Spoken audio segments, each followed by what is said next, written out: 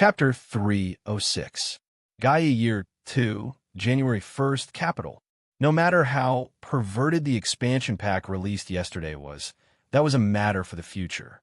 What the players were most concerned about now was the second system auction. Walking on the bustling streets of the capital, Ouyang Shua could not help but sigh. Compared to the capital, his small land was really dilapidated. There was no comparison at all. The wide streets were filled with pedestrians and carriages. The shops on both sides were at least 2 stories high. They were richly ornamented, with green bricks and red tiles. There was a dazzling lineup of goods. It was an indescribable prosperity. Beside Ouyang Shua, there were 2 beauties, Song Jia and Bing'er. Compared to the hustle and bustle of the modern city, the ancient capital had its own charm. Brother Candied Haws. After coming to the capital, Bing'er's gluttonous nature was revealed. The little girl held a sugar figurine in her hand and stared at the candied haws in the hands of the vendor. The smile in her eyes was overflowing. Ouyang Shua had not gone shopping with Bing'er for a long time. He felt guilty.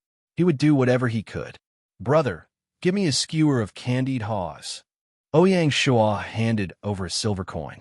No, 2 skewers. Song Jia suddenly said. Ouyang Shua was speechless. Was being a glutton contagious? The 2 beauties, each holding a skewer of candied haws, slowly walked on the street. They were eating with relish, attracting the attention of others. Danger suddenly descended. The man behind Ouyang Shua looked ordinary, but a sword suddenly appeared in his hand. The sharp blade was unsheathed, flickering with cold light. A sword light flashed, piercing towards Ouyang Shua's heart. Ouyang Shua was shocked. His scalp tingled and goosebumps appeared all over his body. Feeling the killing intent behind him, Ouyang Shua did not have time to think. At the critical moment, he dodged to the side, and the sharp blade pierced into his chest, causing blood to flow. Ouyang Shua slid forward, instantly increasing the distance between him and the enemy. Turning around, he saw a young swordsman approaching him again. The sword in his hand was still stained with blood. Wui, Song Jia, who was walking in front, noticed the abnormality and exclaimed. With a swoosh, she raised her azure-edged sword and was about to rush over to help. Ouyang Shua didn't turn around. He was on high alert and said, "Don't come over, protect Bing." Song Jia's body froze, and she immediately stopped moving. She held on to Bing'er's small hand, protecting her by her side as she looked at Ouyang Shua worriedly. She could feel that the assassin's swordsmanship was extraordinary. The assassin didn't give Ouyang Shua any chance. After his first attack failed, he pounced forward once more. Ouyang Shua's expression turned cold. He didn't even have a chance to take out the heavenly devil spear from his storage pouch. If he was distracted, it would be possible for the other party to take advantage of his weakness. Fortunately, in addition to his spear skills, his 8 extremities fist was not just for show. A sword light flashed as Ouyang Shua executed the King of Hell's 3 points to parry his opponent's sword, and then he executed the Overlord's forceful rains to seize the sharp blade in his opponent's hand. The assassin wasn't an easy opponent to deal with. Seeing that the other party's adaptability had exceeded his expectations and was completely inconsistent with the information he had received, he didn't dare to be careless. He executed his sword moves in an airtight manner, not giving Ouyang Shua any chance at all. In the blink of an eye, Ouyang Shua's hands were already dripping with blood and had a few sword marks on them. If it wasn't for Ouyang Shua's tenacious character, he would have already cried out in pain. Gaia's simulation of pain was only able to weaken it by 50%. The 8 extremities fist was suitable for close combat. The assassin's vision was extremely sharp, so he immediately distanced himself from Ouyang Shua and started a guerrilla battle with him. Sword lights flashed unceasingly, leaving deep and shallow wounds on Ouyang Shua's body. Ouyang Shua felt sullen in his heart. Without a weapon in hand, it was inconvenient. In addition, he didn't have time to deal with the sword that pierced into his chest at the beginning. Once he moved, the wound would be torn open, causing blood to flow unceasingly. A large amount of blood loss caused his physical strength to rapidly decline, and he was already somewhat unable to concentrate. If this went on, it was very likely that he would bleed to death. Logically speaking, the assassin's current best method was to continue wasting time like this. Unfortunately, one mustn't forget that this was the most prosperous street in the capital. An assassination instantly caused the bustling street to be in an uproar, and the people were in chaos. It wouldn't be long before the experts from the 6 doors who were in charge of the capital's security would arrive. At that time, everything would be too late. Just at this moment, a sharp arrow pierced through the air from the 2nd floor of the street, accurately hitting Ouyang Shua's calf. The huge impact caused Ouyang Shua's body to stagger, and he almost knelt on the ground. Wui, Song Jia cried out in alarm. Her heart felt like it was being twisted by a knife, and she couldn't wait to immediately raise her sword to meet the attack. But Song Jia couldn't. Since someone shot an arrow from a high place, it meant that the other party had accomplices. She had to protect Bing Er's safety. She knew the position that the little girl held in Ouyang Shua's heart. Ouyang Shua knew that if this went on, he would undoubtedly die, and he might even implicate Song Jia and Bing Er. He could only take a risk. Ouyang Shua deliberately staggered, unable to stand, and knelt on one knee. Seeing this opportunity, the assassin once again pounced forward, aiming for Ouyang Shua's vital point. Ouyang Shua lowered his head, and a cruel sneer flashed past the corner of his mouth. Just at the moment when the sharp blade pierced towards him, he moved his body to the side, and the sharp blade pierced into his ribs below his abdomen. A piercing pain came from his abdomen. Ouyang Shua gritted his teeth, and cold sweat appeared on his forehead. He exerted his strength, loosened and tightened his bones, and firmly clamped the sharp blade between his ribs, making it impossible for the assassin to escape. Just as the assassin wanted to pull out his sword, he discovered that he couldn't pull it out and immediately felt that something was wrong. Unfortunately, it was too late. Taking advantage of this opportunity, Ouyang Shua's hand flashed with a white light, and the Sky Demon Spear appeared in his hand. Holding the Sky Demon Spear, Ouyang Shua's aura changed again, and it became bitingly cold and domineering. The moment the Sky Demon Spear appeared, it directly pierced towards the enemy. It seemed ordinary, but it was unavoidable. The assassin was startled, and he immediately let go of his sword, barely dodging the Sky Demon Spear's attack. Seeing that the experts of 6 doors were about to arrive, the assassin immediately flew into a rage out of humiliation. He didn't expect that he, a peak expert among adventure-type players, would be unable to deal with a Lord-level player. Marquis Lianzhou's skill is really surprising. After the assassin retreated, a white light flashed in his hand, and another treasured sword appeared. "Who are you people?" Ouyang Shua endured the sharp pain and coldly looked at the assassin. "Marquis Lianzhou, you don't need to beat around the bush. We are only doing this for money, and we are helping others eliminate disasters." Ouyang Shua frowned. Why did he feel that this sentence was somewhat familiar? A thought flashed through his mind, and he blurted out, "You are Bloodshed? You? How did you know?" The assassin turned pale with fright, and he could no longer maintain his composure. It was as if the biggest secret in his heart was suddenly revealed to the public.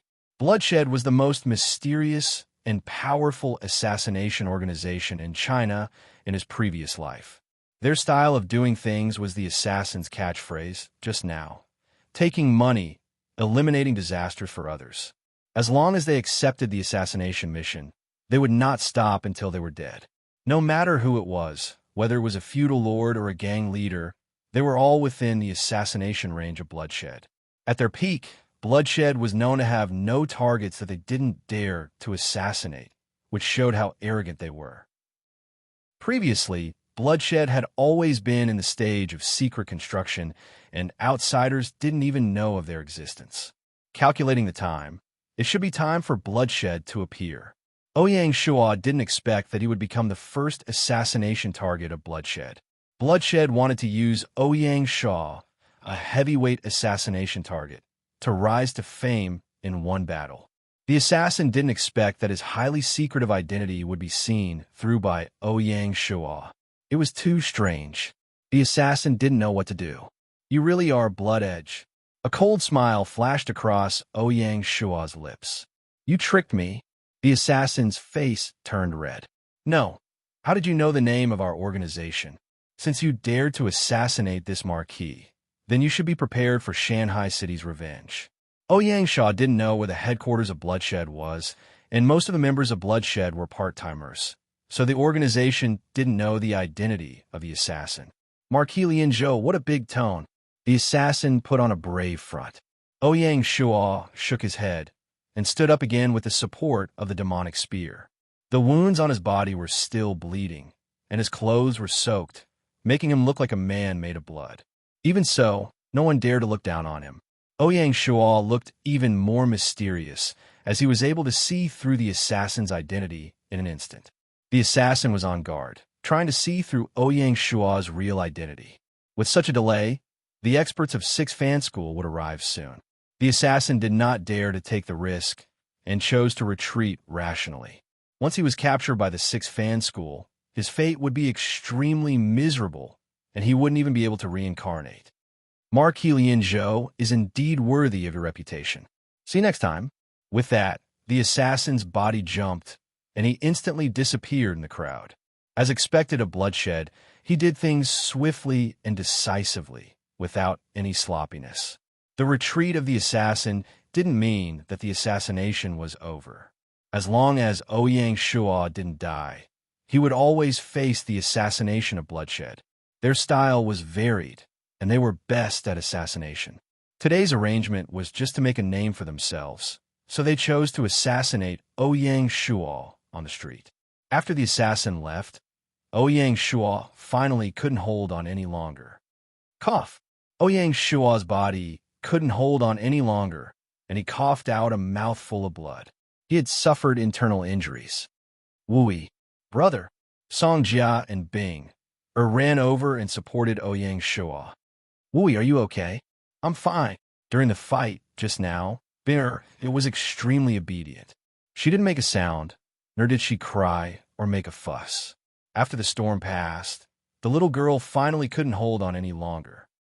Looking at the bloodstains on her brother's body, tears welled up in her eyes, and she said crisply, Brother, does it hurt? Ouyang Shua reached out his hand, wanting to touch the little girl's head to comfort her. Only when his hand was in the air did he realize that his hand was covered with bloodstains. Baby, I'm fine. At this moment, the experts of the Six Fan School finally arrived late. Marquis, the leading constable, walked to Ouyang Shua. Ouyang Shua nodded, described the assassin's appearance, and said, I hope your government can give me an explanation. He was a marquis conferred by the imperial court. Now that he was assassinated in the capital, he naturally had the right to mobilize the power of the Six Fan School to pressure them. The constable's eyes narrowed, and he said solemnly, Please rest assured, Marquis. Chapter 307. The Jingdu auction house was located in the center of the business district. The entrance was already filled with people. No matter if it was a lord, a gang leader, or even a lone ranger, they all appeared. It was an unprecedented grand occasion. Using this opportunity, the Jingdu auction house held a large-scale auction before the annual auction. It could be considered as a warm-up for the final banquet. There were all sorts of items in the special auction. Although they were not as rare as the annual auction, they were all high-quality items. The items were all gold grade and above, and they were all entrusted by high-level players. Not everyone could covet the treasures of the annual auction. Most of the players were only there to join in the fun. The special auction catered to the needs of these players. One could imagine how lively it was.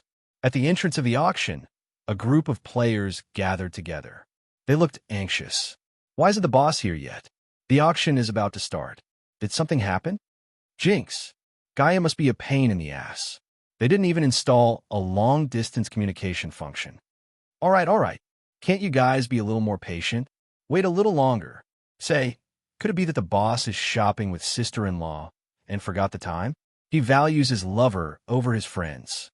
Little Lion, how dare you speak ill of the boss behind his back? Be careful of snitching. Siege Lion was shocked. He forced a smile and said, Ahaha, I knew you wouldn't do that, right? Haha, We're good brothers. Good brothers. 5 times Qing Feng Garden. What? Isn't that too much? Qing Feng Garden was the largest brothel in the Jingdu. One session would cost at least 100 gold. So it's off? Deal. Siege Lion cried silently. Who asked him to court death? There was a saying that went, if you don't court death, you won't die. Feng Xiaohuang saw that the two were getting more and more ridiculous. She snorted, perverted ruffians. Sister Feng, we are very pure. What did you call me? Feng Xiaohuang immediately exploded in anger. She looked like she was about to flip out. Sun Long looked speechlessly at Siege Lion, who was courting death. He had a look of schadenfreude on his face. The Siege Lion wanted to die. Why couldn't it control its mouth? He licked his lips and said ingratiatingly, Sister Fengwu, my dear sister, I was wrong. It's true, truer than real gold. Feng Xiaohuang glared at him and ignored him. She turned around and started chatting with Bai Hua. The group of Mountain and Sea Alliance members standing guard at the entrance of the auction house was truly eye-catching. Not only were they famous, but Feng Xiaohuang and Bai Hua were also top-notch beauties. The assassination in the commercial street did not affect the bustling Jingdu at all. It was like a drop of rain falling into the sea. Under the accompaniment of Song Jia, Ouyang Shuo found a medical center, and after dressing his wounds, he hurriedly rushed to the auction house.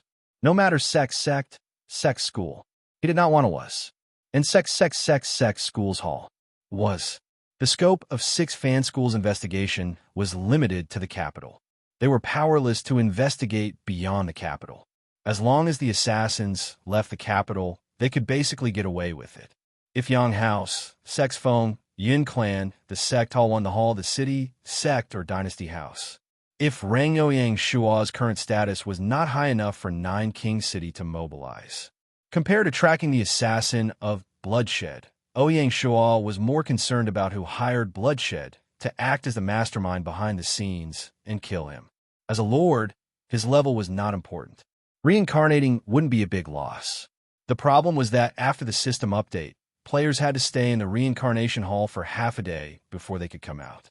In this way, if Ouyang Shua was assassinated and died, he would miss the system auction.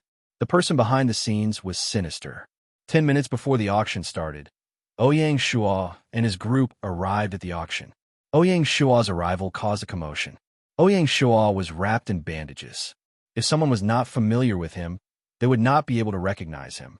Boss! Siege Lion was the first to run over. Stop looking. It's me. Ouyang Shua was speechless when Siege Lion looked at him as if he was a precious animal.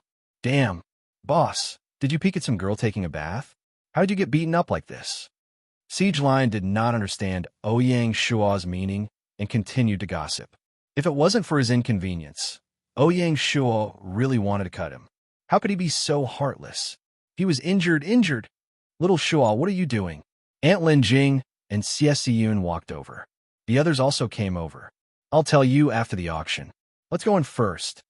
The capital's auction house had specially prepared private rooms for the 10 territories and guilds. The members of the Mountain and Sea Alliance moved to Ouyang Shua's private room. Along the corridor, Army Kill Ripper suddenly walked out of his private room. He had sharp eyes and immediately recognized Ouyang Shua. His expression froze for a moment before he said mockingly, Oh, isn't this Lord Wui? How did you end up like this? Are you a spy? Haha. Ouyang Shua ignored Army Kill Ripper and walked into his private room. Bah. Army Kill Ripper's face was ashen as he returned to his private room.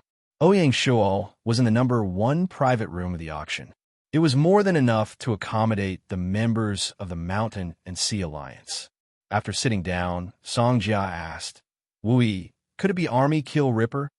Army Kill Ripper was the representative of the Gray Forces.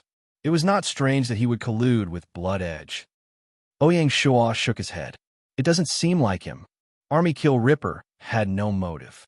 He hated Ouyang Shua, but his financial resources were limited.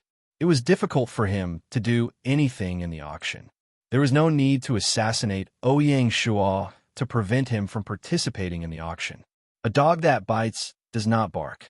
Ouyang Shuo suspected that it was Lord Chunshin's doing. In the first auction, Lord Chunshin was full of confidence. In the end, he was tricked by Ouyang Shuo and returned empty-handed. For this auction, Lord Chunshin was definitely more prepared. He was even more apprehensive about Ouyang Shuo's existence. "What you two whispering about? Little Shuo, what happened to your injury?" Since his little aunt asked. Ouyang Shuo simply gave everyone a brief account of the assassination. For a moment, the private room was in an uproar. "Despicable! Bastard! Too despicable!" Sieyun frowned. "Blood Edge? Why wasn't there any news about it before? Maybe Rattlesnake knows a little." That's right. Everyone wanted to continue talking. At this moment, the auction began. It was different from the first system auction. The second auction had a greater variety of items. There were a total of 108 items. Among them, the top 10 items were waiting for the final auction. Because there were so many items, the auction format was different from the first one. The auction was divided into 2 stages. The first stage was a secret auction. Players could bid for every item. The time limit was 1 hour. Every item only had 1 chance to bid. It could not be changed. After the bidding ended, the highest bidder would automatically win. Ouyang Shuo held a small booklet in his hand. It introduced the list of items in detail. In the list of items, there were all kinds of scrolls, tokens, treasures, and weapon and equipment crafting manuals that Lord players needed. There were also equipment, pills, skill books, and cultivation techniques that adventure-type players loved. There were all sorts of items. Every item was dark gold grade. There were even 1 or 2 purple gold grade items. As for the final item, it continued Gaia's mysterious style and was not revealed for the time being. Apart from Ouyang Shuo, only Bai Hua, Feng Xiuhuang, and Snow Rose were looking forward to the final item.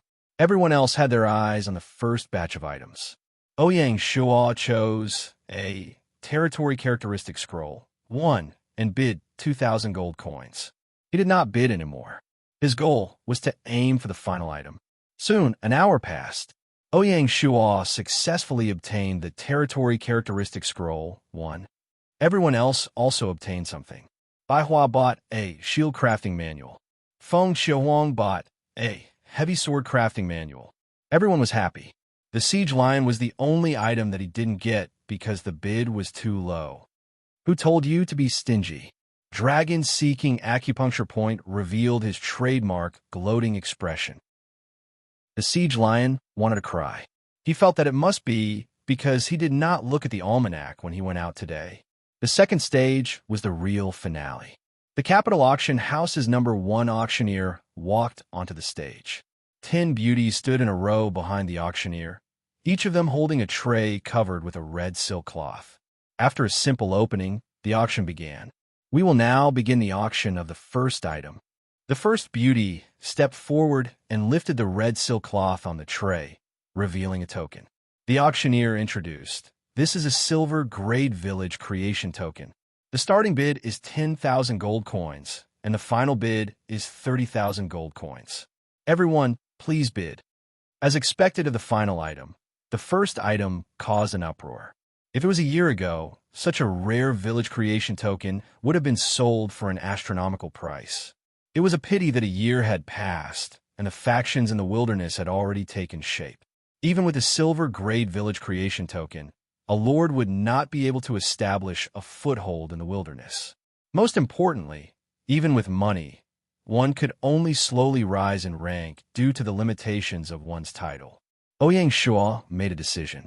To others, the village creation token did not mean much, but to him, it was a godly item. 11,000 gold coins. Someone tried to bid. After bidding, no one else bid, and the auction fell into a rare silence. This sudden situation caused the auctioneer to not know what to do, and he tried his best to say, 11,000 gold coins, 11,000 gold coins. Is there anyone else? There was a trace of pleading in his eyes. If the village creation token was won just like that, he would not be able to bear the consequences. 15,000 gold coins. Ouyang Shuo bid. Hua. The crowd looked at Box 1 as if they were looking at an idiot. Everyone knew that the person sitting in Box 1 was the most powerful lord in the China region, not Sei Wui. Being rich was truly willful. If it was just a low price, some people might have fought for it. However, Ouyang Shuo directly raised it to 15,000 gold coins, causing the players' hearts to freeze. Not everyone was as rich as Ouyang Shuo, who could casually throw out tens of thousands of gold coins. Just like that, the first item successfully fell into Ouyang Shuo's hands. To be continued. Chapter 308. Little Shuo, if you have a lot of money, you can lend it to me. Is there a need to be so wasteful? The people in Box 1 were naturally puzzled by Ouyang Shuo's actions, but other than Lin Jing, no one else could say it so bluntly. Ahem, Ouyang Shuo had to explain. Ani, I'm not wasting money. This village creation token is definitely worth it. Tell me, if you can't explain, I'll teach you a lesson. Lin Jing's profession was a vigilante, so his killing power was off the charts. The token is for Bing Heir to establish her territory. Are you kidding me? Bing Heir is still a child. How could she be a lord? Bing Heir, who was struggling with the fruit platter in the box, raised her head curiously when she heard her brother mention her. Ani, let me finish. Ouyang Shuo was helpless in front of such an impatient elder. Speak. Bing Heir can't manage the territory, but I can manage it for her. I'm Bing Heir's legal guardian, and according to the system, the guardian can manage the territory of the ward until the ward reaches adulthood, Ouyang Shuo explained. There's such a setting? How come I didn't know? Lin Jing was skeptical. You're not a lord, of course you didn't know. Ouyang Shuo muttered. Wooey, I didn't know there was such a setting either, did you? Bai Hua looked at the two bickering and laughed as he helped Lin Jing out. Dragon seeking acupuncture point, and the others shook their heads in unison. We didn't know. Serves you right.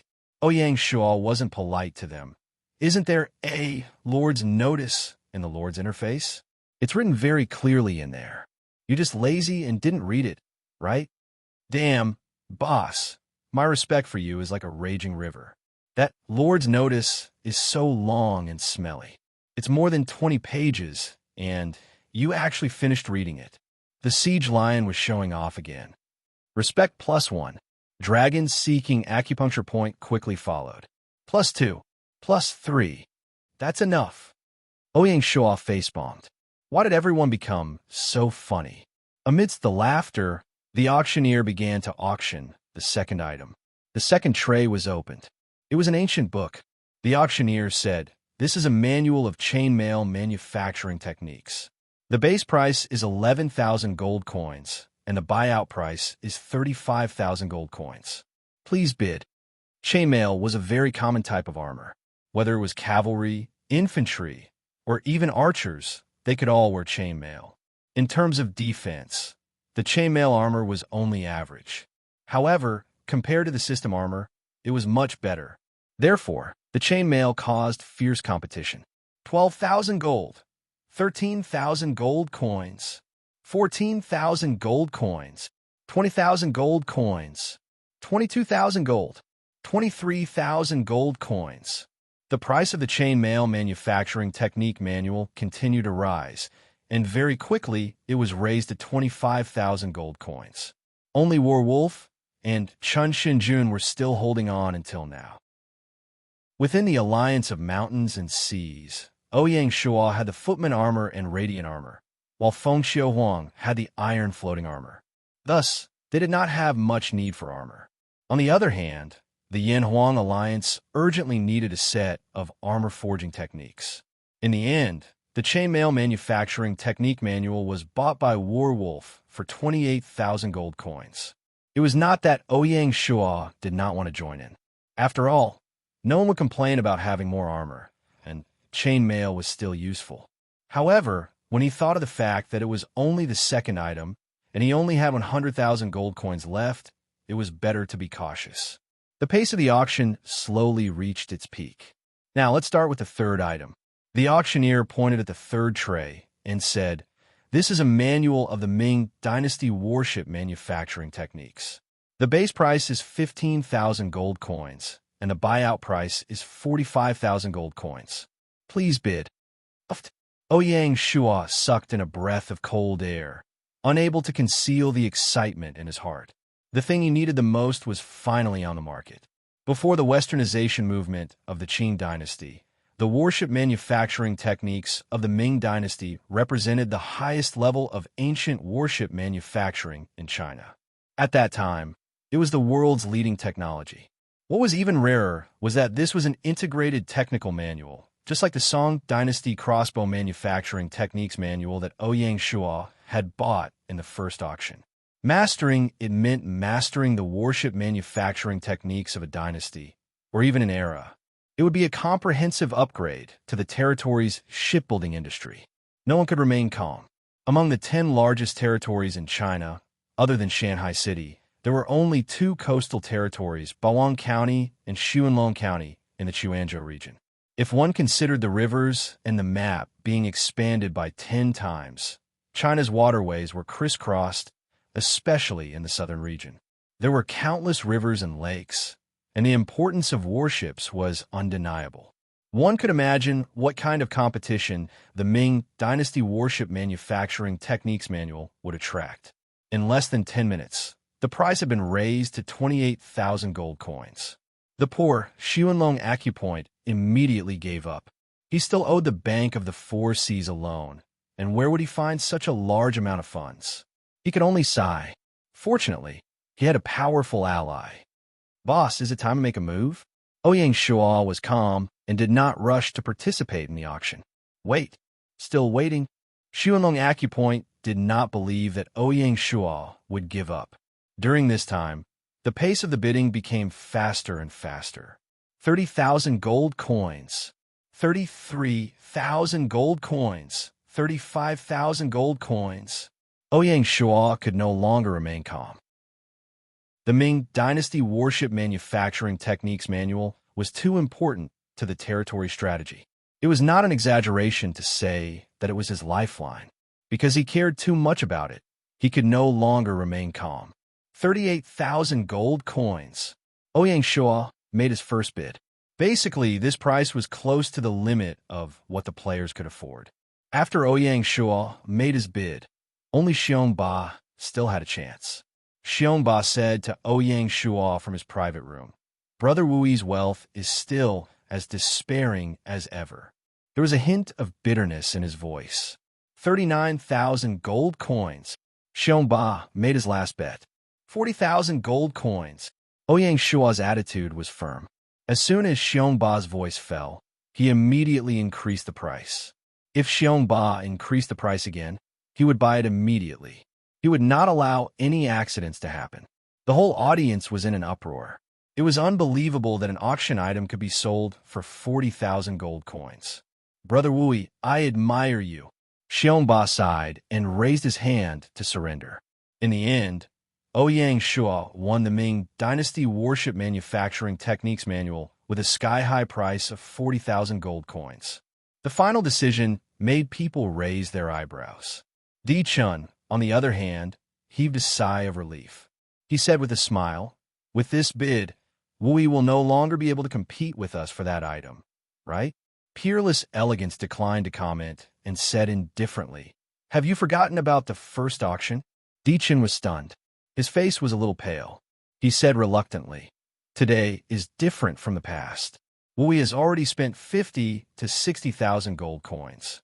No matter how rich he is, he won't have much left. It can't be. I really don't know how he can earn so much money. Logically speaking, the promotion of Shanghai City to a county city should cost a lot of money. How can he still have so much free money?" Di Chun was puzzled.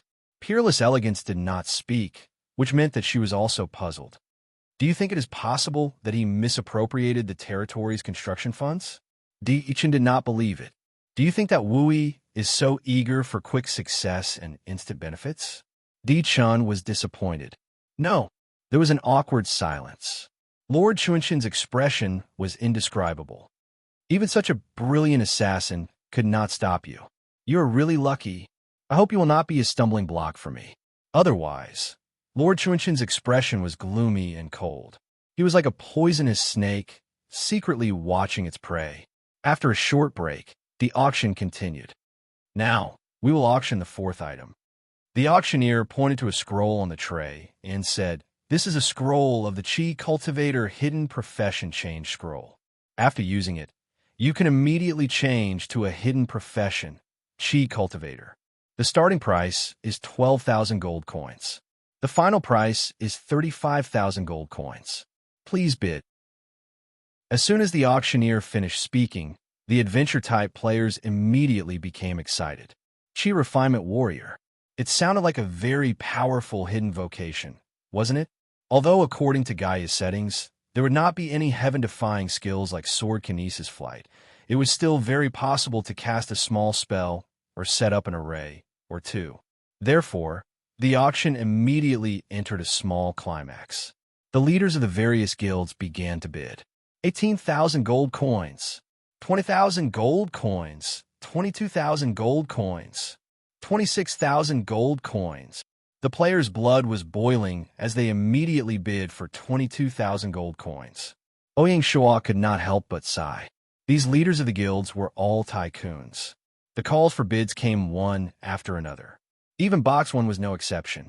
It was Xie Xiyun. Her profession was a Taoist, which could be considered to be of the same lineage as a Chi cultivator. 30,000 gold coins. Xie Xiyun bid a second time. Seeing that it was nearing the final price, the frequency of bids immediately dropped. Finally, it was a competition between the top 10 guilds. Other than a thread, which was made up entirely of lifestyle players, no guild was willing to give it up so easily. Even if the guild leaders could not use it themselves, they could hand it over to their core members. Just as the guilds were in a life and death struggle, a bid suddenly came from the public area below. 35,000 gold coins. The person who raised the bid was a nameless player. The atmosphere seemed to have been paused as it suddenly became terrifyingly quiet. In a blink of an eye, the pause button disappeared. The players were in an uproar. Be it the public area or the players in the boxes, everyone stared dumbfoundedly at the dark horse that had suddenly appeared. They wanted to know who he was. To be continued. Chapter 309. The dark horse player who raised the paddle wore a hood, making it impossible to see his face. He appeared mysterious and unfathomable. The leaders of the various large guilds felt like 10,000 horses were galloping across their hearts. They were too deep for tears. After raising the paddle, the player immediately left the public area and left the auction house. It was obvious that he was here for the job change scroll. The auction of the fourth item ended in such a bizarre way. The mysterious dark horse player would definitely become the biggest suspense in the second system auction.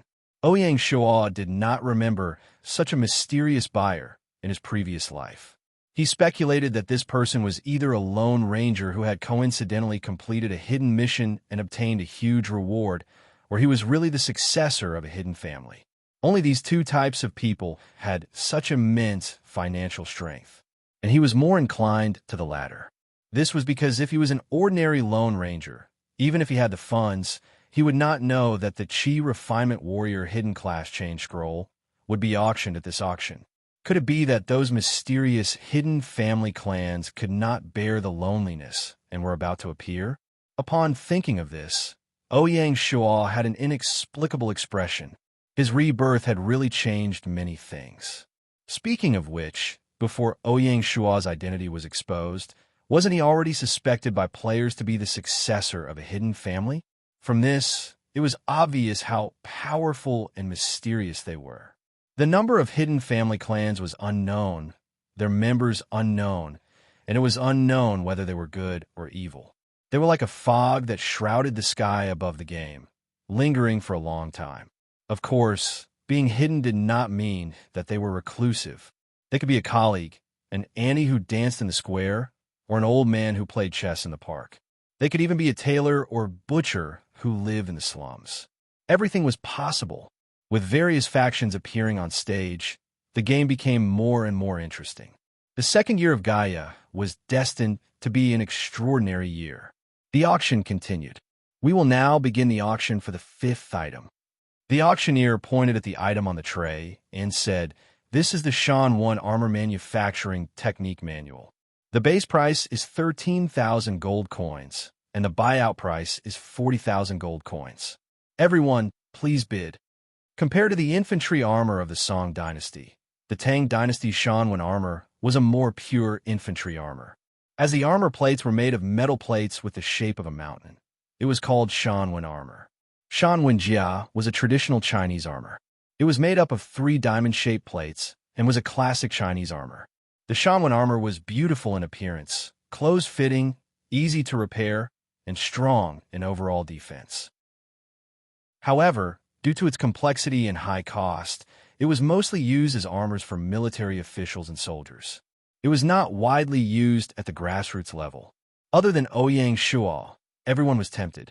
14,000 gold coins, 15,000 gold coins, 17,000 gold coins, 30,000 gold coins. Di Chun suddenly raised his paddle. Clang! The rhythm of the auction was completely disrupted. Di Chun made his move decisively and pushed the auction price to the edge of the fixed price, showing his determination to win the Shan 1 Jia manufacturing technique manual. Di Chun also wanted to use this method to obtain the Shan 1 Jia manufacturing technique manual at the lowest cost. In the alliance of mountains and seas, besides Ouyang Shuo, only Bai Hua had the financial resources to continue. The Yin Huang alliance's Lord Chun Shun and Xiong Ba also had this kind of wealth. The strange thing was that the two of them did not raise their placards. They seemed to have formed a tacit understanding with Di Chun that they would not interfere with each other's business. 31,000 gold coins. Bai Hua raised his paddle. Di Chun's eyes narrowed, and he did not hesitate to raise his bid. 35,000 gold coins. Di Chun's jumping bid put a lot of pressure on Bai Hua. Bai Hua's funds were only 40,000 gold coins, and the first round of the auction had already used up a portion of his funds. If he wanted to continue, he would have to borrow money from Ouyang Shuo. With Di Chun's momentum and determination, it was very likely that he would choose to raise his bid. After discussing with Qing Yi, Bai Hua was prepared to give up on the auction. Firstly, the price was very high, and secondly, Shanghai City's military had already begun to meet the conditions for export, so the demand was not very urgent. At this time, Ouyang Shuo suddenly whispered in Bai Hua's ear. Bai Hua was startled and looked at him speechlessly. He raised his paddle again. 36,000 gold coins. In Di Chun's box. What should we do? Should we raise the fixed price? Di Chun asked. Peerless Elegance frowned. Bai Hua probably has the support of Not Say Wui and wants to fight us to the death. To be on the safe side, we should raise the fixed price. Di Chun sighed and said, that's the only way. If we hadn't prepared well, we would have failed again. He was still distressed by the fact that he had exceeded the budget of 10,000 gold coins. 40,000 gold coins was not a small amount. In order to raise this amount, Handan County had been living frugally for the past few months, and some construction projects had to be postponed. Di Chun had racked his brains and finally won the Shanwen Armor Manufacturing Manual at a fixed price. As usual, after the 5 items were auctioned, a break was arranged. During the break, the members of the Shanghai Alliance were very curious about what Ouyang Shuo had said to Bai Hua. According to the situation at the time, Bai Hua should have been ready to give up, so why did he suddenly continue? Ouyang Shuo's expression was calm, and he said mockingly, I told Bai Hua to follow up with no worries, and that if he really won the auction, I will pay the premium. Let's screw Di Chun over. Haha, boss, well done. Wooey, you're so bad. How could you screw people over like that? Remember to brim me next time. Ouyang Shuo was speechless. Feng Wu, can't you be more reserved? If Di Chun knew the truth, he would cry, wouldn't he? He sold me out, forced me to raise the paddle, and when I found out the truth, tears fell down my face. The siege lion hummed. Haha, everyone laughed. And Bai Hua, the ice goddess, actually cooperated with our boss. What a surprise. I'm innocent. Bai Hua defended herself weakly. Forget it, sister. You're just that two-faced. Qingyi mercilessly exposed Bai Hua. Haha, another burst of laughter. Stupid girl. I'll teach you a lesson. Bai Hua flew into a rage. I'll help. Sister is going to kill me. Help. Qingyi covered her head and scurried away. The group of two-faced people stood on the side and watched the show with no intention of going up to save the day. Damn you, you're burning the bridge after crossing the river. Little sister Chingy, good luck to you. We can't help you even if we want to. The siege lion was still fanning the flames. It was really a case of watching a show. Brother Lion, I'll remember you. What? I didn't do anything. The siege lion looked innocent. You deserve it. Hearing the laughter from the box next door, Di Chen's heart trembled. Why did he feel like he'd been played by Niue Wui again? No, Di Chen comforted himself. No matter what, he had already achieved his goal and successfully won the bid. With Shan Wenjia, Handan County would be able to form a powerful elite infantry. With the addition of the veteran Lien Pe as the commander, the Handan County Army would soon undergo a magnificent transformation. The Yellow Turban uprising in the north was an opportunity for Di Chen to rise. After the break, the second half began. The auctioneer walked up to the stage again to host the auction. In the first half of the auction, other than the first item, Village Creation Token, which was rejected, the other 4 items were sold at high prices. He was very confident. Now let's start with the 6th item. The auctioneer pointed to an ancient book on the tray and said, "This is a secret realm exploration scroll. The starting price is 10,000 gold coins, and the final price is 30,000 gold coins. Everyone, please bid." This secret realm exploration scroll was a treasure for adventure-type players. It was different from the class change scroll. The value of the class change scroll was very obvious, but the value of the secret realm exploration scroll was hard to determine. It only gave players a chance to explore a secret realm. As for whether players would be able to clear the secret realm after tearing the scroll, or what kind of rewards they would obtain after clearing the secret realm, there was no guarantee. If they were lucky, they might be able to obtain a godly skill manual or a godly weapon. If they were unlucky, they might only obtain some forging materials or some gold-grade equipment. Everything was unknown. Of course, the system would not be too capricious. If they cleared a secret realm, they would be able to obtain at least 1 dark gold-grade equipment as a reward. Even so, all the major guilds were eager to obtain it. This was because it was very difficult to obtain high-level skills and equipment by killing monsters and completing quests. This was especially true for secret cultivation techniques. Secret cultivation techniques at or above the king level were hard to come by. Secret realms at least provided an opportunity, a possibility. For the leaders of the guilds who pursued the higher end, they naturally would not miss this opportunity. If they could obtain the first secret realm in the China server, it would be a significant boost to their guild's reputation. Lords like Ouyang Shual were not interested in the secret realm exploration scroll. This was because only players could enter the secret realm. Generals and soldiers of the territory could not be brought into the secret realm. As a result, it was very difficult for the lords to organize a powerful exploration team unless they cooperated with the guilds. Because of this, the lords naturally had little interest in it. 11,000 gold coins, 12,000 gold coins, 18,000 gold coins, 19,000 gold coins. The auction price soared. The leaders of the top 10 guilds were not the only ones bidding. Second-tier guilds, famous adventure teams, elite mercenary groups, and other organizations were also sharpening their knives. 21,000 gold coins. 22,000 gold coins. The auction price continued to soar. It was about to reach the fixed price. At this moment, the players who were watching the show were looking forward to the appearance of another dark horse. 30,000 gold coins. It was another fixed price. However, this time, the bidder was not a dark horse. It was the leader of the #1 guild in the China server, Bloodlust Mercenary Group, Bloody Romance, the #1 adventurer. Bloody Romance was also worried that something unexpected would happen, so he simply bought the scroll at the fixed price to show his magnanimity as the #1 player. To be continued. Chapter 310. Now, let's start the auction for the 7th item. The auctioneer pointed at the 7th tray and introduced, "This is a fusion token.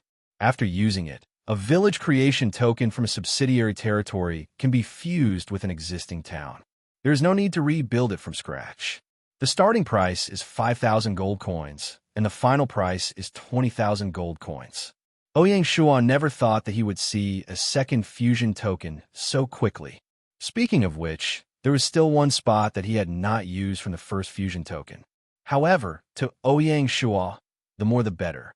He had already decided that even if it was only a fixed price, he would obtain the fusion token. Ouyang Shuan understood, but that did not mean that others understood. In the eyes of an ordinary lord, there were still 9 spots that had not been used, so there was no need to use a fusion token. Another awkward silence. Ouyang Shuan did not bid because he did not want to appear too impatient and let Di Chun and the others see through him. The others did not bid because they did not know the value of the token. Di Chun and Battle Wolf, who had already obtained something, had basically used up all their funds and were unable to compete. Chun Shin Lord and Xiong Ba, who had not obtained anything, needed to hold on to their funds. 6,000 gold coins. The one who bid was a player in the public area. With a whoosh, everyone looked at him, thinking that they were about to witness the birth of a dark horse. Suddenly, he became the center of attention, and the player seemed very pleased with himself. 1 minute passed, 2 minutes passed. Time slowly passed, but no one else made a bid.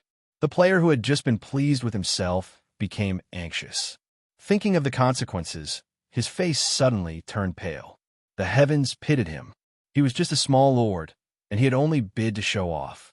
He had never thought of buying this token that he didn't know what it was used for. 6,000 gold coins was all he had.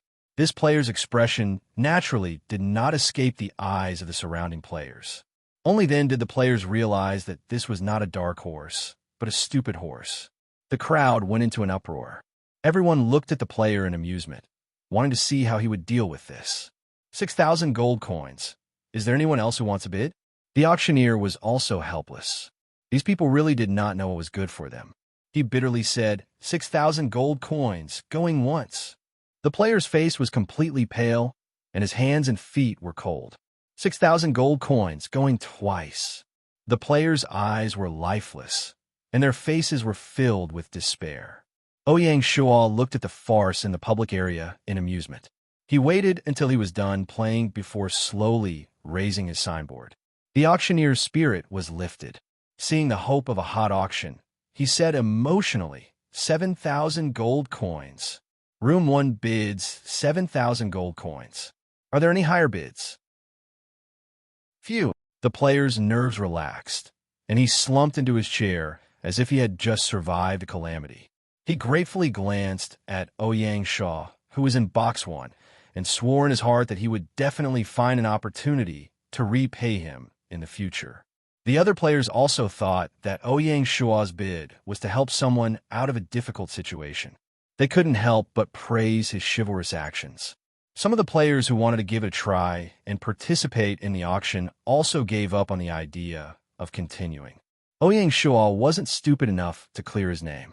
He bought the fusion token at a low price of 7,000 gold coins with a clear conscience. He was actually quite grateful to the player who had stood up for him. If it weren't for this player's interference, the fusion token definitely wouldn't be worth that much. After buying the fusion token, Ouyang Shuan still had 54,000 gold coins left in his storage bag. It was enough for him to buy another auction item. The cold reception of the fusion token gave the auctioneer a headache. He had a love-hate relationship with Ouyang Shuan because both the cold reception items were bought by Ouyang Shuan. Well, lucky guy. The red silk cloth on the 8th tray was removed. It was actually a treasured sword. Without waiting for the auctioneer's introduction, the adventure-type players were already boiling with excitement. The second system auction wasn't bad for adventure-type players. Up until now, there were already 3 auction items prepared for adventure-type players. Now let's start the auction for the 8th item.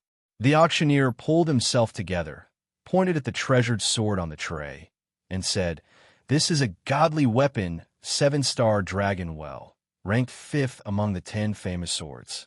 It was forged by Oyezi and Ganjiang, 2 swordsmithing grandmasters. The starting price is 20,000 gold coins, and the final price is 60,000 gold coins. Everyone, please bid." The 7-star dragon well was a sword of integrity and nobility. Legend had it that in order to forge this sword, Oyezi and Ganjiang chiseled open the Abari's mountains and released the mountain stream water to the furnace to form the Big Dipper. After the sword was forged, looking down at it was like climbing a mountain and looking into an abyss. It was ethereal and deep, as if a giant dragon was lying there. It was called Dragonwell, a godly weapon. The #1 godly weapon of the China server had actually appeared in an auction. The players were as excited as a rabbit.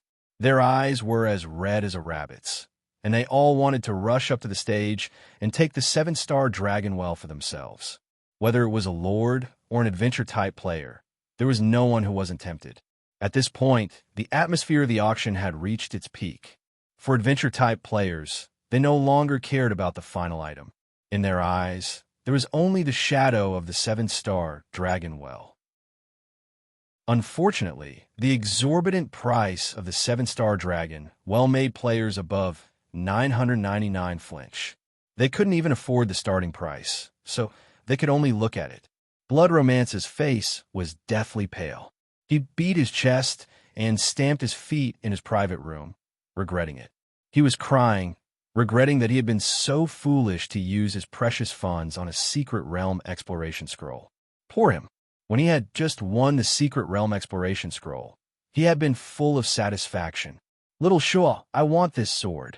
Lin Jing had fallen in love with the 7-star dragon the first time he laid eyes on it. If you want it, then bid for it. Ouyang Shua was baffled. He wanted it for himself. Even if his swordsmanship was terrible, it would still be a good addition to his collection. What a sense of accomplishment.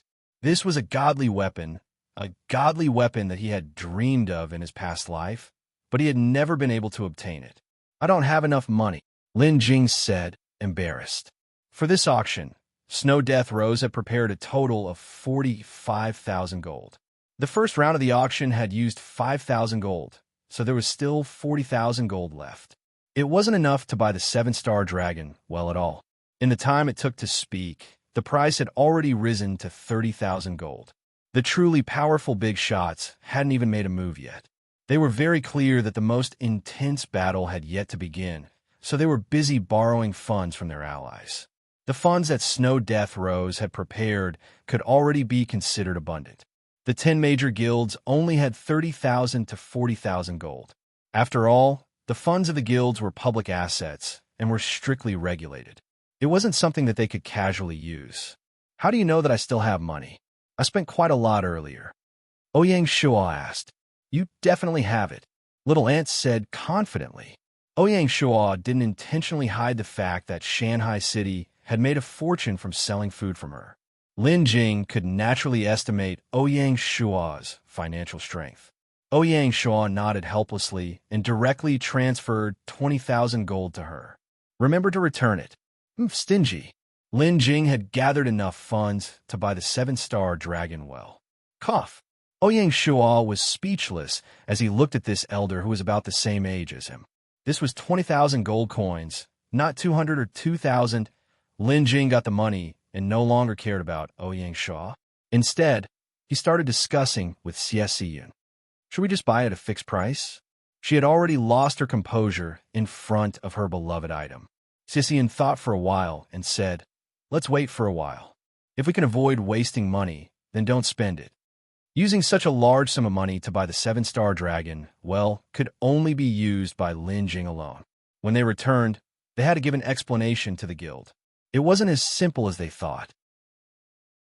Therefore, they had to save as much as possible. Lin Jing nodded uneasily and stared at the price outside. 32,000 gold, 33,000 gold, 35,000 gold, 37,000 gold. The price kept rising and didn't seem to have any intention of stopping. 40,000 gold. Finally, the price reached a critical point, and the player's price obviously slowed down. Those who could last until now were the real crocodiles. The fierce battle had just begun.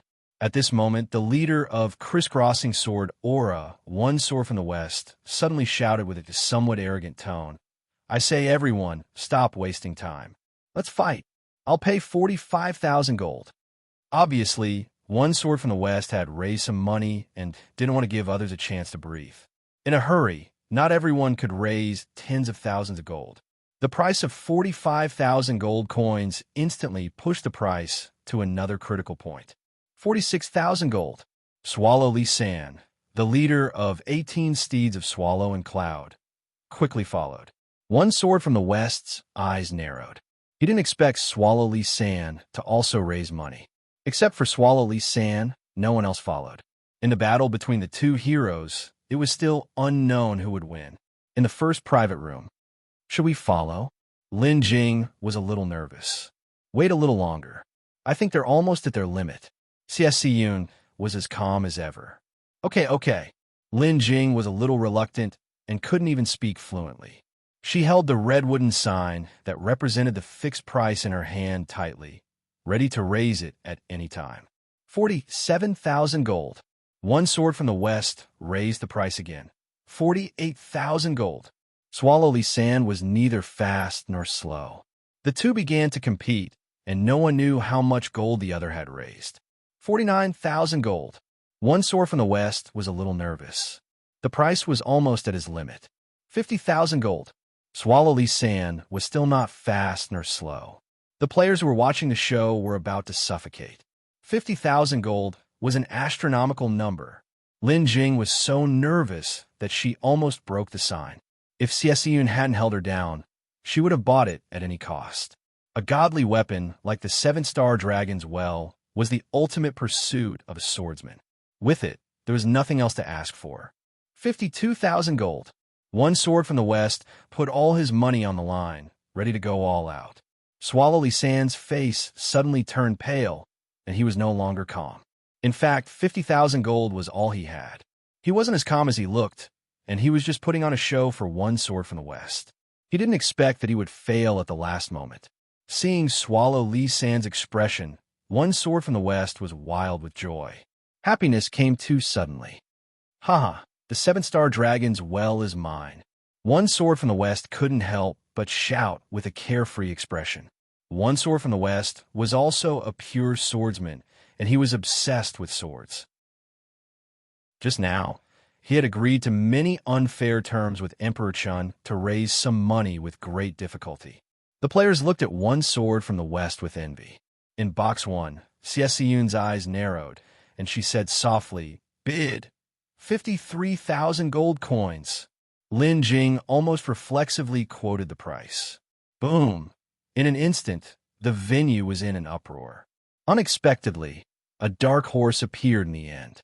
No, it couldn't be said to be a dark horse, but a vicious wolf that was waiting for an opportunity in the dark.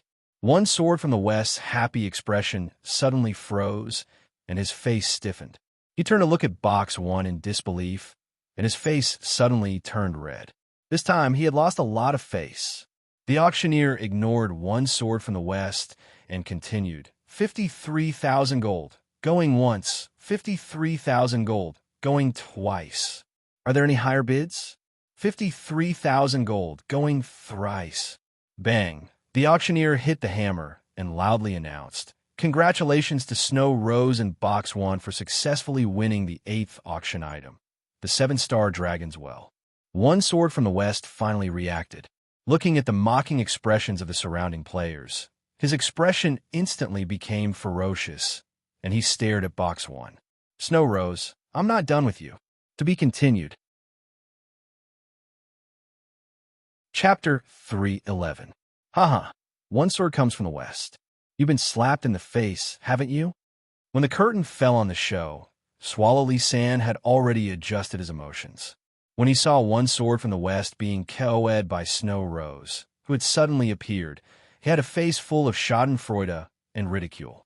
It was just like the saying, "Heaven's justice revolves, and retribution is not satisfying." Shilai's sword's face darkened. He was too ashamed to stay any longer, so he stood up and left the auction house. In the end, Lin Jing successfully won the Divine Armament 7-star Dragon Abyss for a sky-high price of 53,000 gold coins. Snow Rose and crisscrossing sword energies were now enemies, and there was no room for reconciliation. With one sword from the West's arrogant personality, he would definitely think of a way to get back at her after losing so much face today. The powerful properties of the 7-star Dragon Abyss Sword caused the members of the Mountain and Sea Alliance to drool.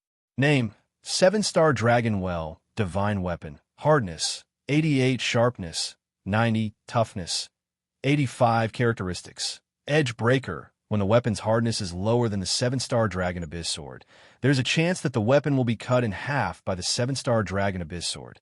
Unique item: cannot be dropped, cannot be traded. Sure Kill Skill: 7 stars of the Big Dipper. Releases 7 Starlight Sword Chi to form the Big Dipper Sword formation. Like an antelope hanging its horns, like the flying snow in June, it kills without a trace and is unavoidable. Cooldown time: 1 week. Evaluation: the 7-star Dragon's Well is a sword of integrity and nobility. Legend has it that Oyezi and Ganjiang chiseled open the Abari's mountains to release the water from the mountain stream to the side of the furnace to form the Big Dipper. After the sword was formed, looking down at the sword was like climbing a high mountain and looking down into an abyss. It was ethereal and deep, as if there was a giant dragon lying in the world. It was named Dragon Abyss. Compared to a purple gold weapon, the stats of a god weapon were much stronger. Other than the normal Edge Breaker, there was also the cannot be dropped, cannot be traded attribute, so there was no need to worry about the god weapon being stolen. In addition, the divine weapon also had a sure kill skill, which was even more enviable. The power of the sure kill skill was related to the user's internal energy. The stronger the internal energy, the greater the power. Basically, once ultimate skill was used, the user's internal energy would be depleted. Therefore, if Lin Jing wanted to make full use of the godly weapon, he would need an emperor level or above cultivation method. Unfortunately, such a cultivation technique could only be found by luck and not sought.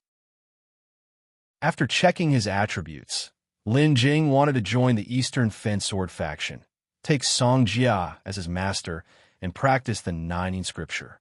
In the game, in order to prevent techniques from being misused, there were very strict restrictions on sect techniques.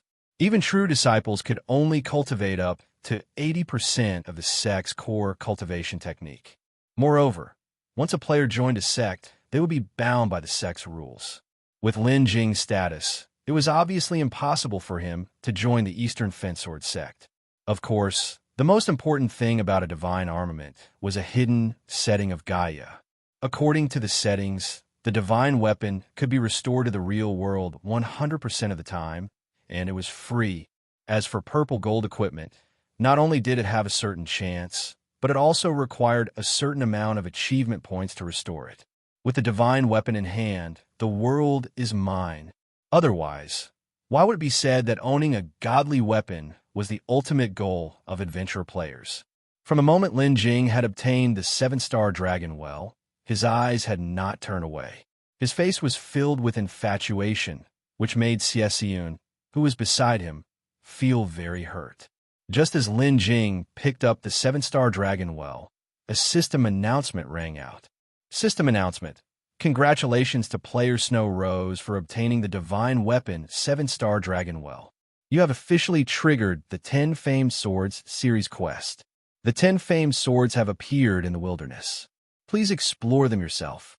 The announcement caused another wave of commotion. The players at the auction had personally witnessed the appeal of the 10 Famed Swords. If they could find one of them, even if they didn't use it themselves, they could still sell it and spend it in the game for many years. Becoming rich overnight was no longer a fantasy. Even the members of the Alliance of Mountains and Seas were excited. They had seen the powerful attributes of a divine armament, and their yearning for the 10 Famed Swords was even greater than that of ordinary players. The existence of a divine armament had already transcended the boundaries of a profession. Everyone wanted one. This was especially true for vigilantes. A divine armament was undoubtedly a fatal poison. Red Eagle, who had followed Bai Hua to the auction, had seen the 7-star Dragon Well's attributes. He had been pestering Bai Hua, leaving him speechless. Even Song Jia, who had the Azure Edge Sword, was obsessed with the 7-star Dragon Well. If it wasn't her aunt, Lin Jing, who had participated in the auction, Song Jia would have begged Ouyang Shua to bid for the 7-star Dragon Well. Now that she had seen the 10 famed swords quest, Song Jia's eyes lit up. She swore that she would definitely find one of them. Ouyang Shuo shook his head as he looked at the heated discussion among the players. The 10 famed swords of China were the Sword of Sages Xianyuan Sword, the Sword of Benevolence Zhanlu Sword, the Sword of Emperors Scarlet Cloud Sword, the Sword of Might Tai Sword, the Sword of Integrity 7-star Dragon Well Sword, the Sword of Love Ganjiang Sword and Moxie Sword, the Sword of Righteousness and Lawlessness Yu Chang Sword, the Sword of Nobility Chunjun Sword, and the Sword of Shadow Shadow-Bearing Sword. The Xianyuan Sword was in the hands of the Yellow Emperor, and it was extremely difficult for players to obtain it unless they found the hidden Yellow Emperor's tribe. The Zhanlu Sword was in the hands of Yu Fei, and it would not appear for the time being. The Scarlet Cloud Sword was in the hands of Liu Bang, and it would not appear for the time being. In addition to the 7-star Dragon Well, the players only had the opportunity to come into contact with 6 godly weapons. In his previous life, there were also people who triggered the 10 famed swords quest. This quest wasn't as simple as everyone thought. Godly weapons weren't cabbages that could be found anywhere. In the 5 years of his previous life, only 4 of the 10 famed swords had appeared. This showed how rare the quest was. Ouyang Shuo was interested in the Scarlet Cloud Sword of the 10 famed swords. It was the Sword of Emperors. He just didn't know if they were fated to meet in this life. Compared to the 10 famed swords, Ouyang Shuo was most interested in the mysterious swordsmith, Oyezi. One had to know that more than half of the 10 famed swords were forged by Oyezi. Together with his son-in-law Ganjiang and daughter Mo Xie, they basically owned all the 10 famed swords. Oyezi was the only sword forger at the saint level. According to the era, he had already been born. Otherwise, the system wouldn't have taken out the 7-star Dragon Well Sword to auction. If he could find Oyezi and had suitable materials, he wouldn't have to worry about not having a godly weapon. Of course, the only thing that could attract Oyezi was a good place to forge swords. Everything else was useless. In Ouyang Shuo's memory, there wasn't such a place to forge swords in the Lianzhou Basin. In his previous life, Oyezi had appeared in a place, built a hut, and focused on forging swords. In this life, Ouyang Shuo wanted to try and see if he could be the first to find this sword forger. With the interruption of the system announcement, the auction was nearing its end. The banquet was about to come to an end, and the mystery of the last 2 items was about to be unveiled. Now, let's start the auction for the 9th item. The auctioneer pointed at the ancient book on the tray and said, "This is the Gunpowder Manufacturing Technique Manual. The starting price is 10,000 gold coins, and the final price is 30,000 gold coins. Everyone, please bid." Gunpowder wasn't something that was extinct in the wilderness. The Taoist temples in the players' territories would more or less have some gunpowder. However, if one wanted to produce gunpowder on a large scale, they would need a specialized technical manual. For other territories, gunpowder might only be a supplementary item. However, for Shanghai City's Navy, it was a crucial piece of technology. It would also be of great help to the research of the 7th Research Institute. Ouyang Shuo didn't have the slightest hesitation. Before the other players could react, he directly bid and won the Gunpowder Manufacturing Technique Manual. Before the players could react, the 9th item had already been auctioned. The auctioneer's favorable impression of Ouyang Shuo was simply off the charts. Now, let's start the auction for the 10th item. The auctioneer pointed at an ancient book on the last tray and said, "This is a book called Siege Equipment Manufacturing Technique Manual. The base price is 15,000 gold coins, and the final price is 45,000 gold coins. Everyone, please make your bids." There were many types of siege equipment in ancient times, and they were all powerful weapons used to attack fortified cities. They mainly included ladders, catapults, siege vehicles, also known as siege vehicles, siege towers, while ramparts and ballistae. Every type of siege equipment was hard to come by, and Shanghai City only had the ladders. Ouyang Shuo weighed the money in his storage pouch. After his aunt returned him the remaining 7,000 gold coins from the 7-star Dragon Well, he had a total of 43,000 gold coins. If he won the Gunpowder Manufacturing Technique Manual, Ouyang Shua would only be left with 13,000 gold coins, which wasn't even enough to meet the starting price. This directly announced that he had no fate with the Siege Equipment Manufacturing Technique Manual. The Siege Equipment Manufacturing Technique Manual should be Lord Chun Shin's goal. Thinking about the assassination on the street, Ouyang Shua's expression turned cold. He wouldn't let Lord Chun Shin succeed.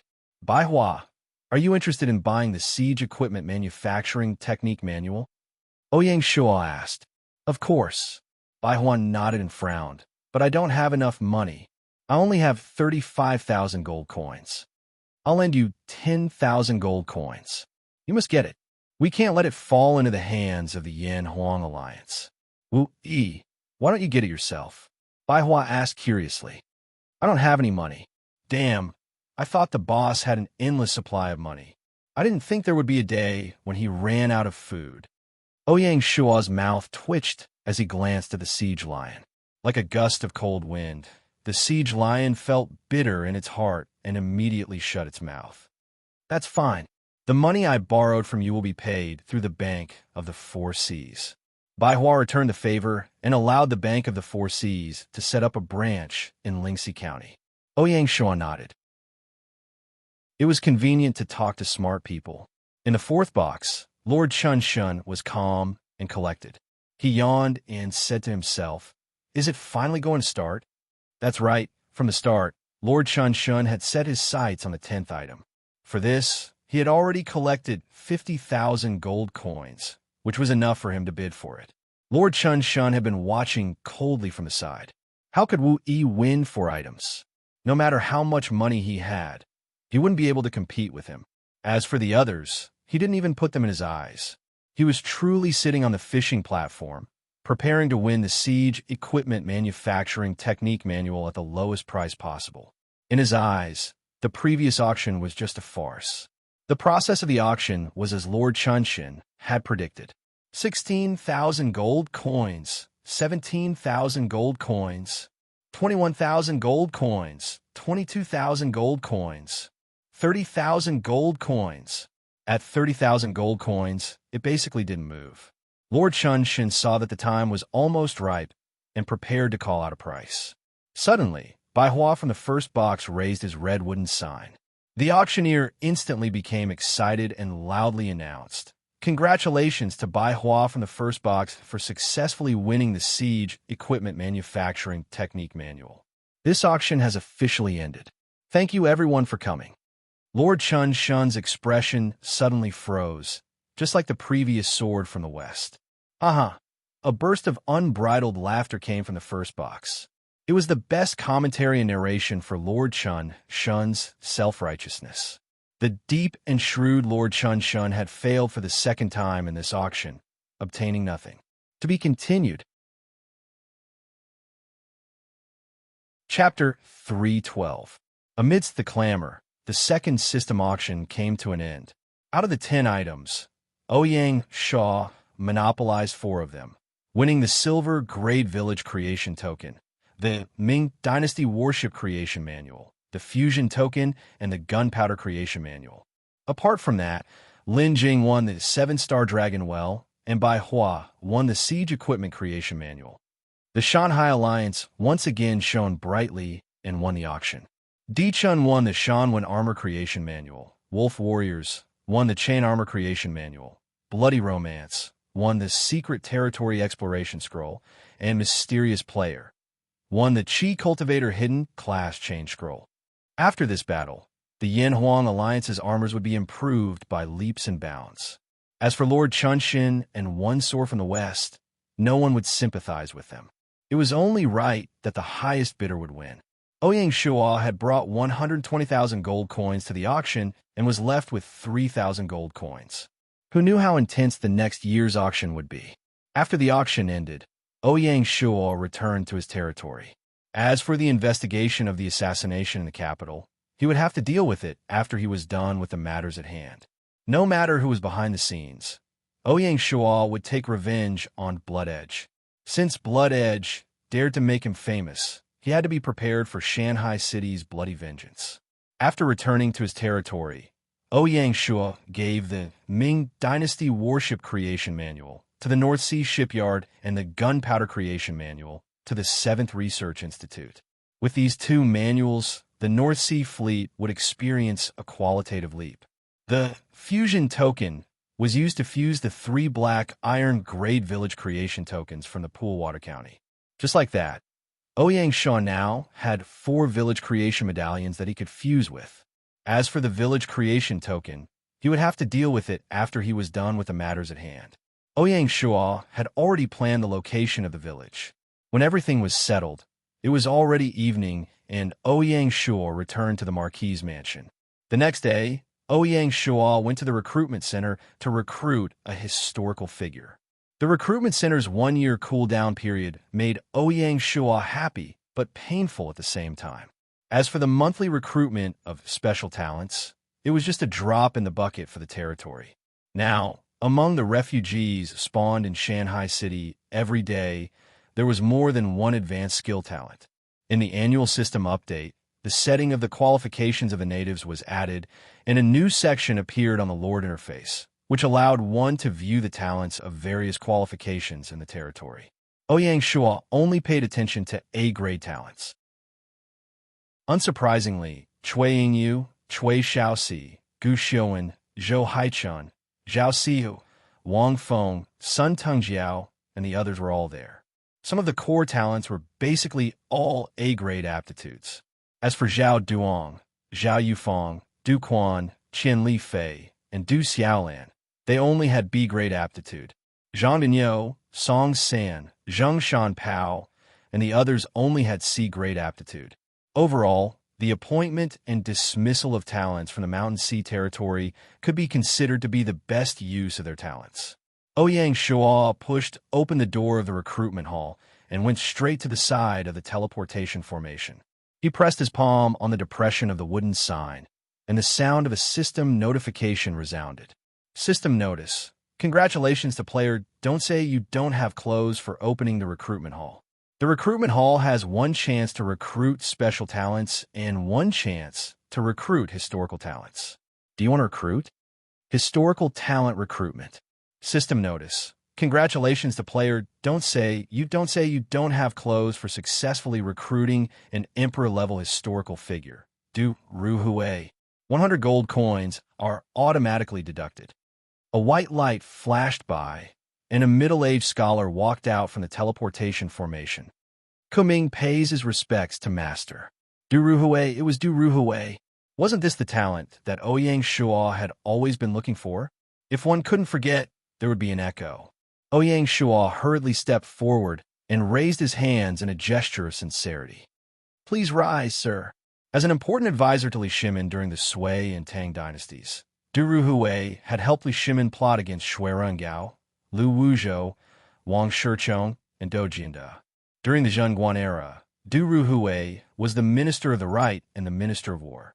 Du Ruhui was at the height of his power. The only thing he was concerned about was his health.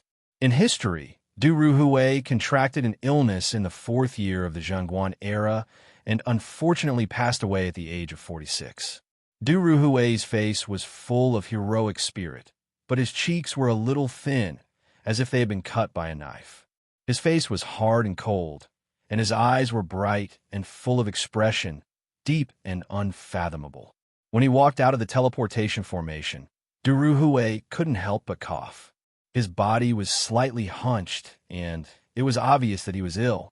Ouyang Shua's heart sank, and a trace of worry flashed in his eyes. Taking Du Ruhui out of the recruitment hall, Ouyang Shua checked his attributes. Name: Du Ruhui, Emperor level, Dynasty, Sui and Tang dynasties. Identity: Shanghai City resident. Occupation: Civil official. Loyalty: 75 Commander, 75 Martial Power, 40 Intelligence, 75 Politics, 85 Specialties. Decisive on the spot. Increases the efficiency of the territory by 20%. Farsighted. Increases the success rate of stratagems by 25%. Brilliant talent. Increases the governance level of the territory by 10%. Evaluation. Ranked 3rd among the 24 meritorious officials of the Lingyan Pavilion. Smart and knowledgeable, brilliant talent, clear vision, and divine splendor, both inside and outside the court, his voice resounding in the court. He is either a talented person, capable of pushing the pillars of the country, planning for the future, planning for the future, planning for the future, or a scholar of the classics, whose virtues are the same, and whose loyalty is widely known. Compared to the famous Prime Minister Feng Xianling, Du Ruhui's reputation was slightly weaker, which had something to do with his early death. In terms of ability, the two were actually about the same. One was good at scheming, while the other was good at making decisions, which was why they were called Feng Xianling Du Duan. Du Ruhui's arrival was like a shot in the arm for Ouyang Shua. Ouyang Shua led Du Ruhui to his study and personally introduced him to the situation of the territory, no matter how big or small. Du Ruhui quickly got into character. He didn't just listen, and from time to time, he would ask some questions of interest, which Ouyang Shua answered one by one. In less than an hour, the two of them were already deep in conversation. "Kimming, I want you to take charge of the military office. What do you think?" Ouyang Shua asked. Du Ruhui nodded thoughtfully. From the conversation just now, Du Ruhui had vaguely sensed that the Marquis was worried about the imbalance in the military. The military office couldn't establish its authority, couldn't form a balance with General Baichi, who was in charge of military affairs, and couldn't even tame the three major divisions. This was undoubtedly a very dangerous signal. Taking charge of the military office was a huge challenge. Not to mention the famous General Baichi. Even the three generals Shi Wansui, Eli, and Luo Shixin weren't easy to deal with. It wasn't an easy task to straighten out the relationship in the military and form a new balance. As for the feelings of the current head of the military office, Gu Hongliang, Du Ruhui didn't think too much about it. He knew that since the Marquis had made this arrangement, he wouldn't do it without thinking. As a subject, he didn't need to worry about it. Du Ruhui didn't expect things to be so interesting as soon as he came to the territory. He wasn't afraid of challenges. "Please rest assured, Marquis, Kimming will not disappoint the Marquis," Du Ruhui replied. Ouyang Shua nodded. This was Du Ruhui, decisive and not sloppy. Next, the two had an in-depth discussion about the restructuring of the military office. The reason why the military office didn't live up to its name, other than the subjective factor of Hongliang's limited ability, the structure of the military office was also a big part of the reason. The military office had 4 divisions, namely the Military Intelligence Division, the Combat Readiness Division, the Armor Division, and the Bow and Crossbow Division. Among the 4 divisions, the Military Intelligence Division was responsible for military intelligence, while the Combat Readiness Division, the Armor Division, and the Bow and Crossbow Division were responsible for logistics. Among the 4 divisions, there wasn't a single division that was really responsible for battle, scheduling, and command. No wonder the generals in the military thought that the military office was a logistics department. Ouyang Shua wanted to borrow the opportunity of the head of the military office to adjust the structure of the military office. Du Ruhui used to be in charge of the Ministry of War, so he naturally had the right to speak about the military office, which was similar to the Ministry of War. Many of his suggestions and opinions made Ouyang Shua's eyes light up, and he benefited a lot. In the morning, the two basically finalized the new structure of the military office.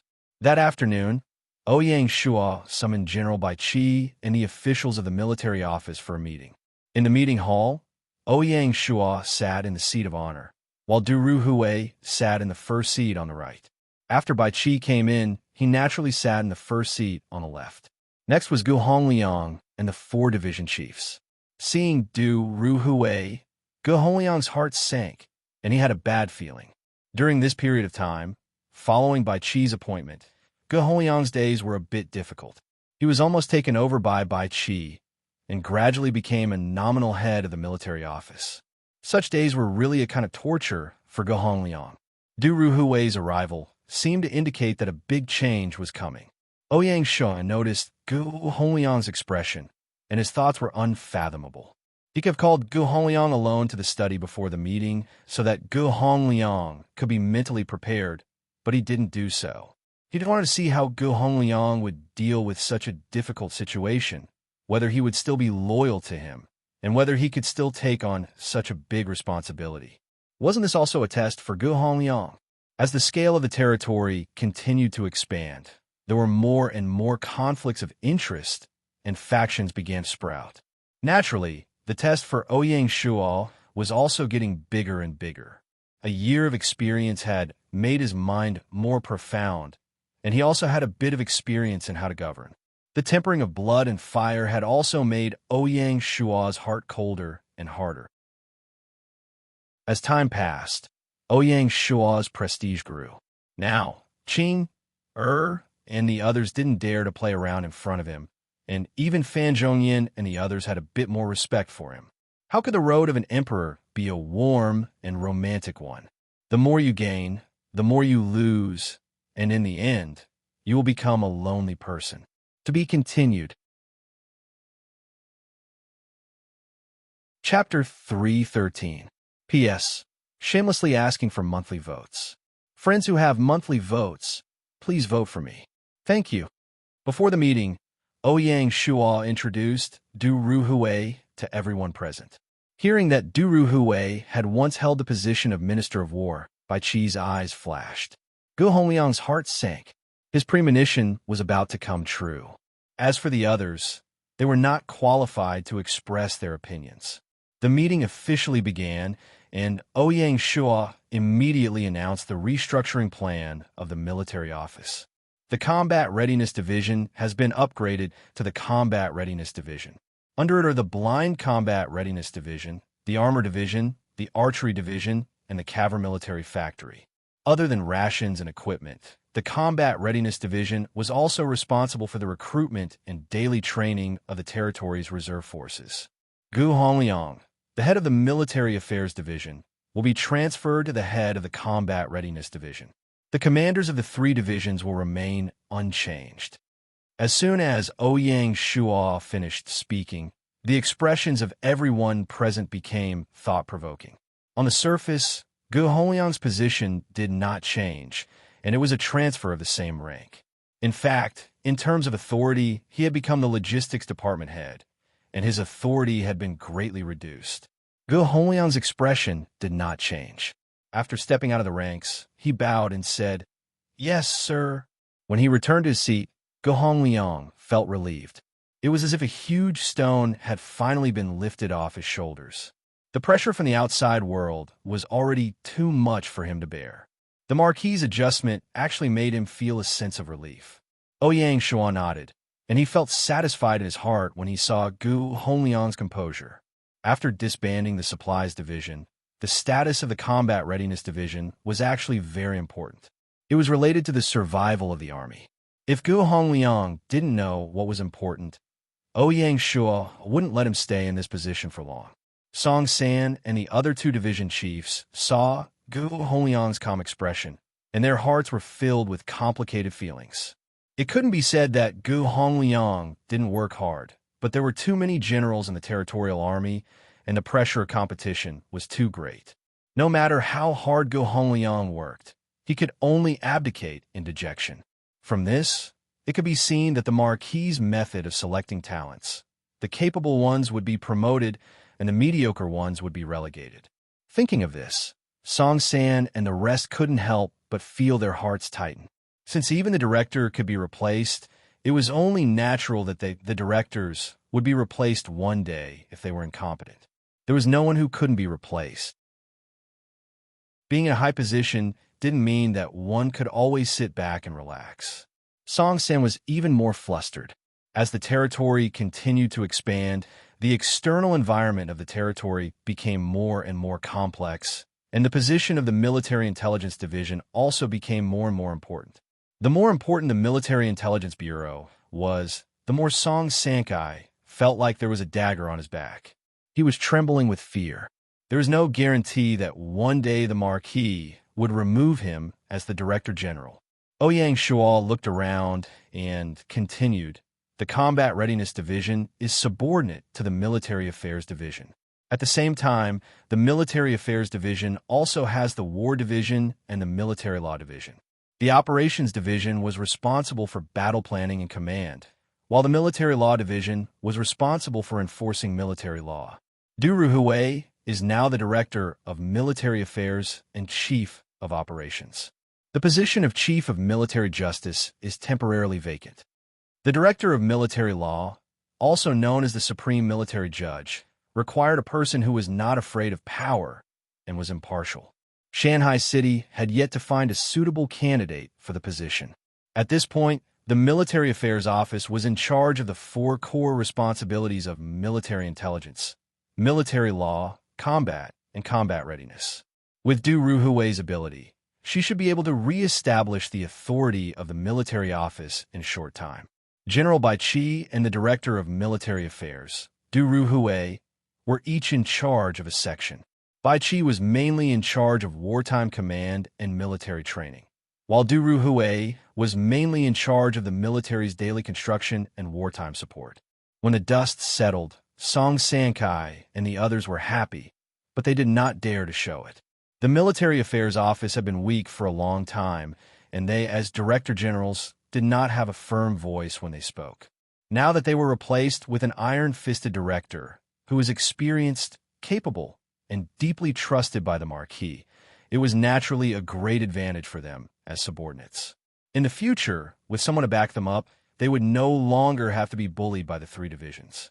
As for the nature of their superiors, they would have to slowly familiarize themselves with them in future work. Following Du Ruhui's appointment, other than the Director of Finance, Cui Yingyu, the other three directors in the Lian Province Marquis' residence were all famous historical figures. The lineup could not be said to be weak. The next day, the Secretary Office notified the various departments of the military of Du Ruhui and Gu Hongliang's appointments. Ouyang Shuo fully delegated power to Du Ruhui, giving her full responsibility for the establishment of the War Division and the Military Law Division. Du Ruhui had the authority to transfer officers from the military or the military lecture hall that was being established to the Military Affairs Office. Du Ruhui was also a swift and decisive person. That afternoon, accompanied by Gu Hongliang, she inspected the reserve forces and the four major military workshops. The next day, accompanied by Bai Qi, she went to the three divisions' encampments for an inspection. On the fourth day of the first month of the second year of Gaia, Rattlesnake Mercenary Group, its leader, Black Mamba, was invited to visit Shanghai City. Black Mamba came in secret and did not bring a single subordinate with him. This former member of the Special Forces was also a famous figure in real life, but in the game, he was abnormally low-key. Interstellar Migration and Once Upon a Earth actually gave everyone a chance to start over. All personal records and interpersonal relationships had to go through a reformatting process. Black Mamba understood this point, which was why he wanted to lead a group of brothers in the game and use the platform of Once Upon a Earth to complete a gorgeous transformation and metamorphosis. Transforming and starting over was not an easy task. Although Black Mamba had done a lot of preparatory work, he still lacked an opportunity, or rather, a lever. Ouyang Shuo took the initiative to extend an olive branch, and it was precisely the opportunity that Black Mamba had been searching for. The two of them hit it off immediately. As the cooperation between Shanghai City and Rattlesnake Mercenary Group deepened, Ouyang Shuo and Black Mamba's personal relationship also deepened. The two of them were no longer limited to a cooperative partnership. The 500-strong crossbows that Ouyang Shuo had promised had all been handed over to the Rattlesnake Mercenary Group ahead of time, causing the strength of the Rattlesnake Mercenary Group to greatly increase. They had recently done a few large transactions, and their harvest was quite plentiful. Black Mamba remembered Ouyang Shuo's goodwill in his heart. Black Mamba's personality was somewhat similar to that of a siege lion, rough with a sense of delicacy. The difference was that the siege lion already had some Chinibu tendencies, walking further and further on the path of courting death. It was really hard on Zhu Sheng, who had to constantly clean up his master's mess. Black Mamba was different, bold and meticulous, cold-blooded and warm. For completely different personalities perfectly fused in him. He was willing to sacrifice himself for his brothers, but against his enemies, he was cold-blooded and merciless. The location of the meeting was arranged at Ouyang Shua's study. As they chatted, the two of them appeared to be very casual. I heard that in this auction, brother, you were the champion again. Black Mamba teased. Ouyang Shua laughed. I was almost defeated by someone. The capital is not peaceful. Black Mamba's eyes narrowed. Brother, are you talking about the assassination? I've heard about it too, but the rumors outside are all over the place. There are all kinds of rumors. Can you tell me what exactly happened? It was done by Bloodblade. Bloodblade? Black Mamba frowned. He had no impression of them at all. Not to mention you, I also found out about their existence by accident. Ouyang Shua lied and continued. Speaking of which, they can be considered as half of the same profession as you, Old Black. Why do you say that? Black Mamba unconsciously sat up straight. As the saying goes, people of the same profession are enemies. Black Mamba had no choice but to take it seriously. Have you heard of Remnant Flower? Ouyang Shua asked. Remnant Flower? The most mysterious assassin organization in reality? Could it be that they are Bloodblade? Black Mamba seemed a little agitated. His tone unconsciously sped up, and he asked one question after another. That's right, it's them. No wonder. Black Mamba let out a long sigh. If it's them, then it's not strange at all. The way they do things is exactly the same. Speaking up to this point, Black Mamba looked at Ouyang Shua with a complicated expression. He said in admiration, Brother's identity really makes me curious. No matter if it's us or Remnant Flower, we can't escape your discerning eyes. In reality, Black Mamba's heart was not as calm as it looked on the surface. Ouyang Shua smiled and did not say anything. He did not have any mysterious background. He was just relying on the advantage of being reborn. He would not explain this to Black Mamba, even if the two of them were already friends. Many times, maintaining a sense of mystery was in itself a pretty good trump card. If this trump card was played well, it would make your enemies fear you. When dealing with you, their hands and feet would be tied. At the same time, it would make your friends revere you even more. When they want to betray you, there would be an additional layer of worry. Since it was like this, how could Ouyang Shua easily reveal this trump card? The betrayal he had experienced in his previous life had long made him have a heart of stone. He would not completely trust a person again. Ouyang Shua remembered that someone had once said, if you don't want to be betrayed by the people around you, the best way is to make the people around you unable to find the opportunity or reason to betray you. Ouyang Shua deeply agreed. If Bloodblade is Remnant Flower, then it really is a bit difficult. Black Mamba lightly brushed over it, no longer bringing up the previous topic. Of course, he understood that everyone had their own secrets. If he wanted to maintain a long-lasting friendship, he would not easily touch upon the other party's secrets. In reality, have you had any dealings with them? Ouyang Shua asked. We really have. Black Mamba said with a bitter smile. That time, we were carrying out an escort mission. In the end, the target we were escorting was the target that Remnant Flower wanted to assassinate. You fought with them? What else could it be? The Black Mamba snake spread out his hands and smiled bitterly. Even now, he still had lingering fear in his heart when he thought of that tragic confrontation. That time, we sacrificed more than 30 of our brothers. In the end, we were still unable to protect our target. That was also one of Rattlesnake's few experiences of failure. Ouyang Shua nodded his head. He only knew the name, Remnant Flower. He did not have any concrete impressions. Hearing Black Mamba's words, his mood could not help but be somewhat heavy. Even the famous Rattlesnake had fallen in the hands of Remnant Flower. The opponent was indeed extraordinary. To be continued. Chapter 314. The fact that Bloodblade was Remnant Flower made the Black Mamba sigh with emotion. Now, Black Mamba finally understood why Ouyang Shua called him to Shanghai City. He took the initiative and said, Brother, tell me, if there's anything I can help with, I won't hesitate. Ouyang Shua nodded and said, I won't be courteous with you, brother. I hope that Rattlesnake can help investigate bloodshed. It would be best if you can find their lair.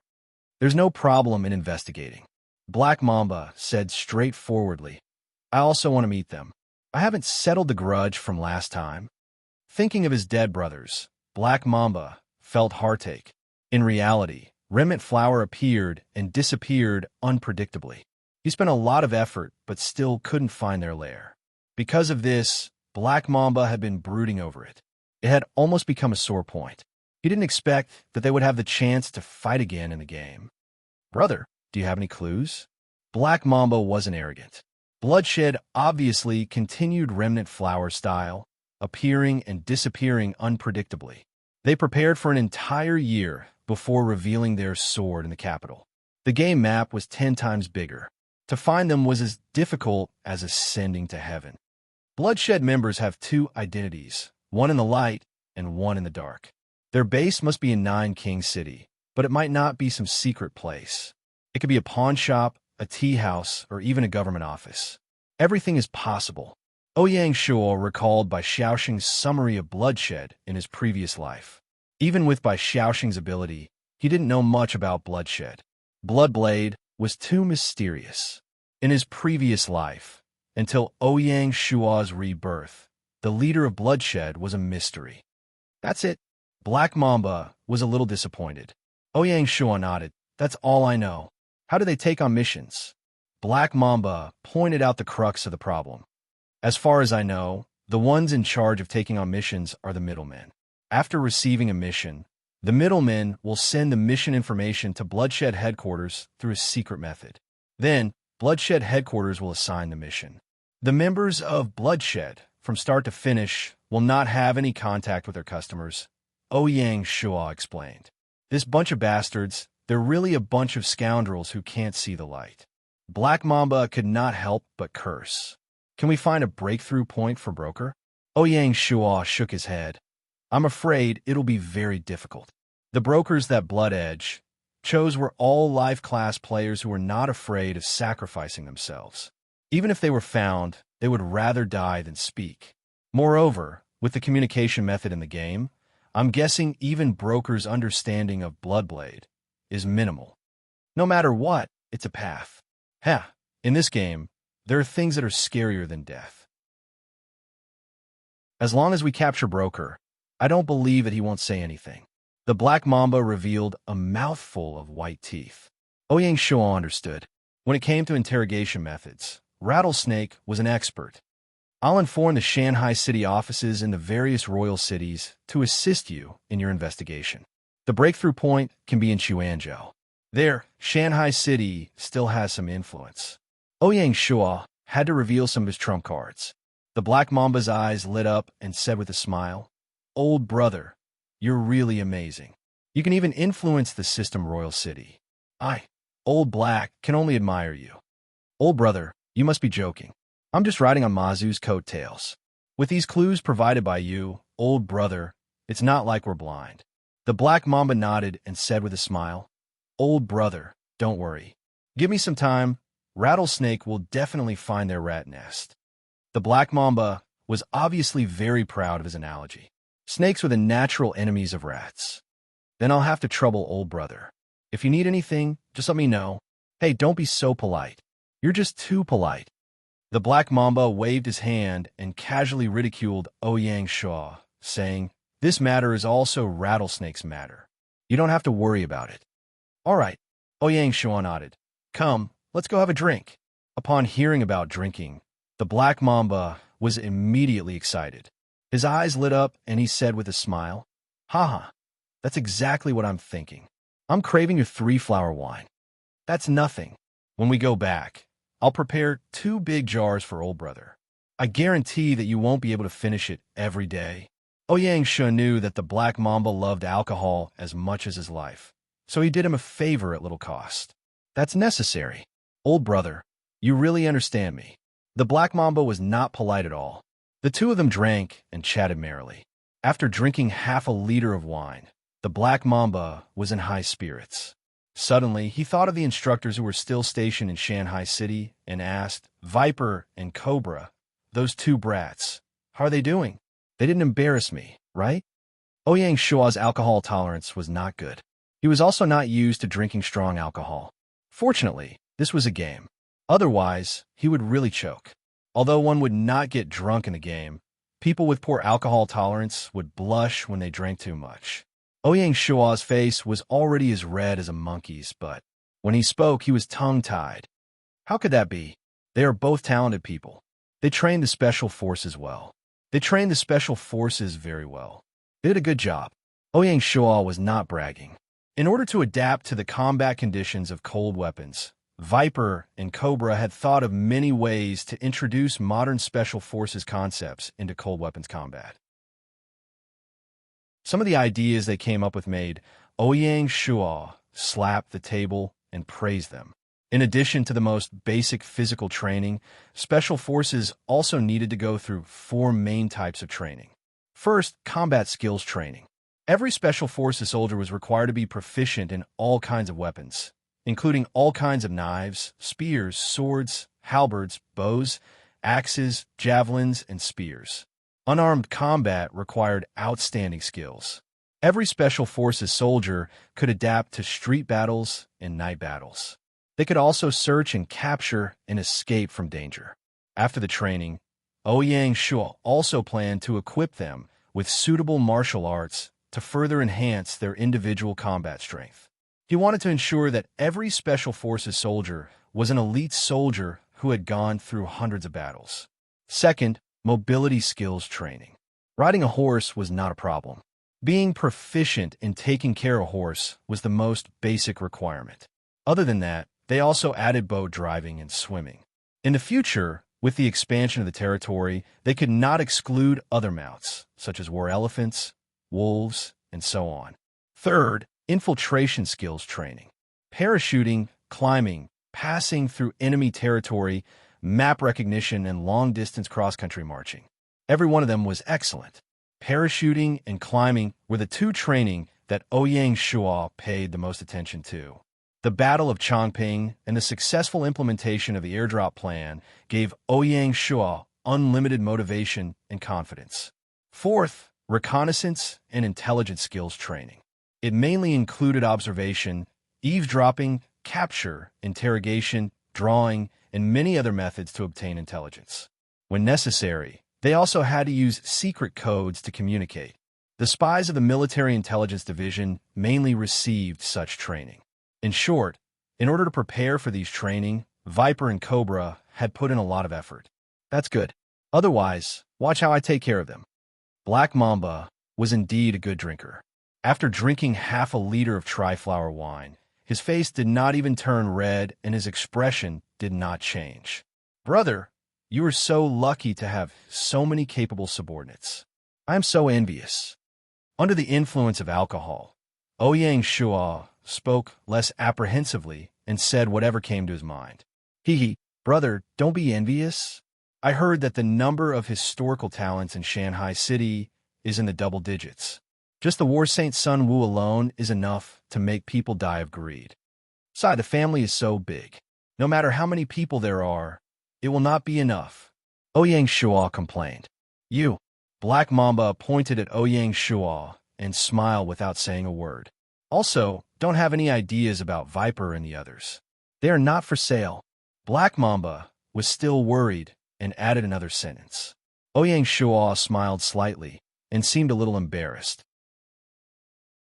Fortunately, his face was already red from the alcohol. Otherwise, it would really be a little embarrassing. He had really thought of poaching Viper and Cobra to his side. After a period of interaction, Ouyang Shu also noticed the strengths of Viper and Cobra. Viper was a muscular man, and he was very good at training special forces. He was especially good at using all kinds of weapons and grappling. His physical fitness index was also off the charts. If he could poach Viper to his side, he would be the best candidate to train the new recruits. Cobra was different. Just like his name, he was somewhat gloomy and ruthless. In terms of intelligence gathering, he had a unique talent. Song San and Lung Qian would never be able to catch up to him. Lung Qian once told Ouyang Shua that he felt like an ignorant child in front of Cobra. Ouyang Shua had thought of poaching Cobra to his side to lead the military intelligence department. Think about it. If the military intelligence department had Cobra, Whether it was the efficiency of obtaining intelligence or the accuracy of intelligence, it would be many times better. As for the problem of trust, Ouyang Shua was not worried. Since the Rattlesnake mercenary group had already boarded the ship of Shanghai City, there was no reason for them to get off. Ouyang Shua would think of a way to tie the Rattlesnake mercenary group to the war chariot of Shanghai City. Ouyang Shua did not expect the Black Mamba to be sober, even though it looked like it had drunk a lot. It was shrewd enough to see through Ouyang Shua's intentions and directly rejected him. Ouyang Shua did not mind. Where there is a will, there is a way. If the Black Mamba did not agree today, it could only mean that the relationship between the two parties had not reached that stage. In other words, the price that Ouyang Shua offered was not enough to move the Black Mamba. As long as the interests of both parties were truly tied together, everything could be discussed when the Rattlesnake mercenary group could not leave Shanghai City. The Black Mamba valued friendship, but he paid more attention to benefits. If letting go of Viper and Cobra could bring benefits that the Black Mamba could not refuse, he would agree. The Black Mamba was an ambitious person, and Ouyang Shua firmly believed in his judgment. To be continued. Chapter 315. After sending off the Black Mamba, Ouyang Shua returned to the manor. After returning from the capital, Song Jia had already returned to the Eastern Fence Sword Sect. The huge marquee mansion was empty. On the other hand, Binger had already finished school. The little girl had been obedient for half a year, and she could finally relax. At this time, who knew where she had run off to with Little Black and Little White? Now that the little lass had her own ideas, she wouldn't stick to her older brother all the time. After drinking some wine, Ouyang Shua felt a little dizzy, so he went back to his study and took a nap. In the afternoon, Ouyang Shua brought 2 guards to the No. 7 Research Institute. Seeing that it was almost the end of the year, Ouyang Shua also wanted to know what the 7th Research Institute had achieved in the past 6 months. Ouyang Shua basically did not interfere with the daily work of the Research Institute. The 7th Research Institute in the East District was a small building made of stone, its architectural style somewhat similar to the alchemy workshop next to it. There was also a large open space behind the Research Institute, used for all kinds of experiments. Sun Xiaoya's grandfather, elder Sun, spent most of his time at the North Sea shipyard. The Research Institute was usually managed by the alchemist Magnus and the firearms grandmaster Lu Mo currently. Their main focus was on steel-making technology. The work of the Research Institute clearly caused Magnus to be very excited. Upon seeing Ouyang Shua, he said warmly, "Oh, your lordship, welcome, welcome." As he spoke, he moved to embrace Ouyang Shua. The personal guard behind Ouyang Shua immediately stepped forward with his left hand on his saber and assumed a defensive stance. Magnus, seeing this, let out an embarrassed laugh. The current Ouyang Shua was no longer the young lord of the past. Is Lu Mo around? Ouyang Shua hadn't seen his sworn brother for a long time. Magnus was, after all, a Westerner with a cheerful personality. Faced with the awkward situation just now, he just laughed it off and said, "Lu is at the testing grounds, testing a newly developed steel-making technology." "Oh, has the steel-making technology taken shape?" Ouyang Shua was overjoyed. Of course. Magnus was rather smug. "Come, let's go take a look." Ouyang Shua was slightly impatient. China's ancient steel-making technology began in the spring and autumn and warring states periods. There were 2 main methods, carbizing and decarbonizing. With the increase in demand for steel products, the wrought iron smelting method and pig iron decarburization method could not meet the requirements. In the later period of the Western Han Dynasty, the technique of frying steel appeared. The invention of the stir-frying technology allowed the steel to enter a mature stage. The blacksmith would heat up the fine iron and forge it over 100 times. With each forging, the blacksmith would weigh and lighten until the weight of the iron would not decrease, and it would become steel that had been tempered 100 times. The Wei-Jin dynasty was the golden age of the 100-tempered steel technology. During the northern and southern dynasties, there There was another breakthrough in steel-making technology, and the steel-filling smelting method was invented. The steel pouring method used both pig iron and wrought iron at the same time. The pig iron had a high carbon content and a lower melting point than the wrought iron. The two raw materials were combined and heated together.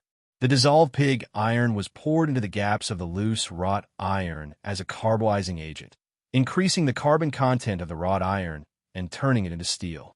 During the Sui and Tang dynasties, the steel pouring method was greatly promoted and applied. During the Song and Ming dynasties, with the development of cold forging technology and quenching technology, the types and properties of steel were further improved. At that time, steelmaking technology was the most advanced in the world. Unfortunately, after the Qing dynasty, due to the Qing dynasty's seclusion, China's steelmaking technology stagnated and did not make any breakthroughs. In the end, it was overtaken by the Western countries, ushering in a period of humiliating history.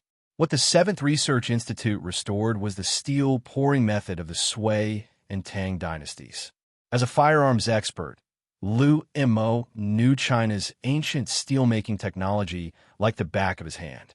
In addition, there were books that recorded all kinds of steelmaking technology, such as Dream Creek writings and Heavenly Works. Even so, restoring the steel pouring method was a bumpy road. The Seventh Research Institute spent half a year, and after repeated trials and experiments, they finally managed to develop the steel pouring method. Otherwise, why would the technique manual be so precious? If there was a ready-made steel pouring technique manual, there would be no need to painstakingly experiment, and they would be able to directly grasp the ratio and heat control. In the backyard, there was a huge smelting furnace, and there was a complete set of supporting facilities around it. Liu Mo was busy in front of the smelting furnace, instructing the craftsmen on how to control the heat. When they saw Ouyang Shaw, the craftsmen all bowed. "Greetings, Marquis." Ouyang Shaw waved his hand, indicating for them to continue working. "Big Brother Liu," Ouyang Shaw called out to Liu Mo. As the territory grew stronger day by day, Liu Mo and the other players' attitude towards Ouyang Shaw also subtly changed. Although they weren't as respectful to Ouyang Shaw as the natives, at least they weren't as casual as they were in the beginning.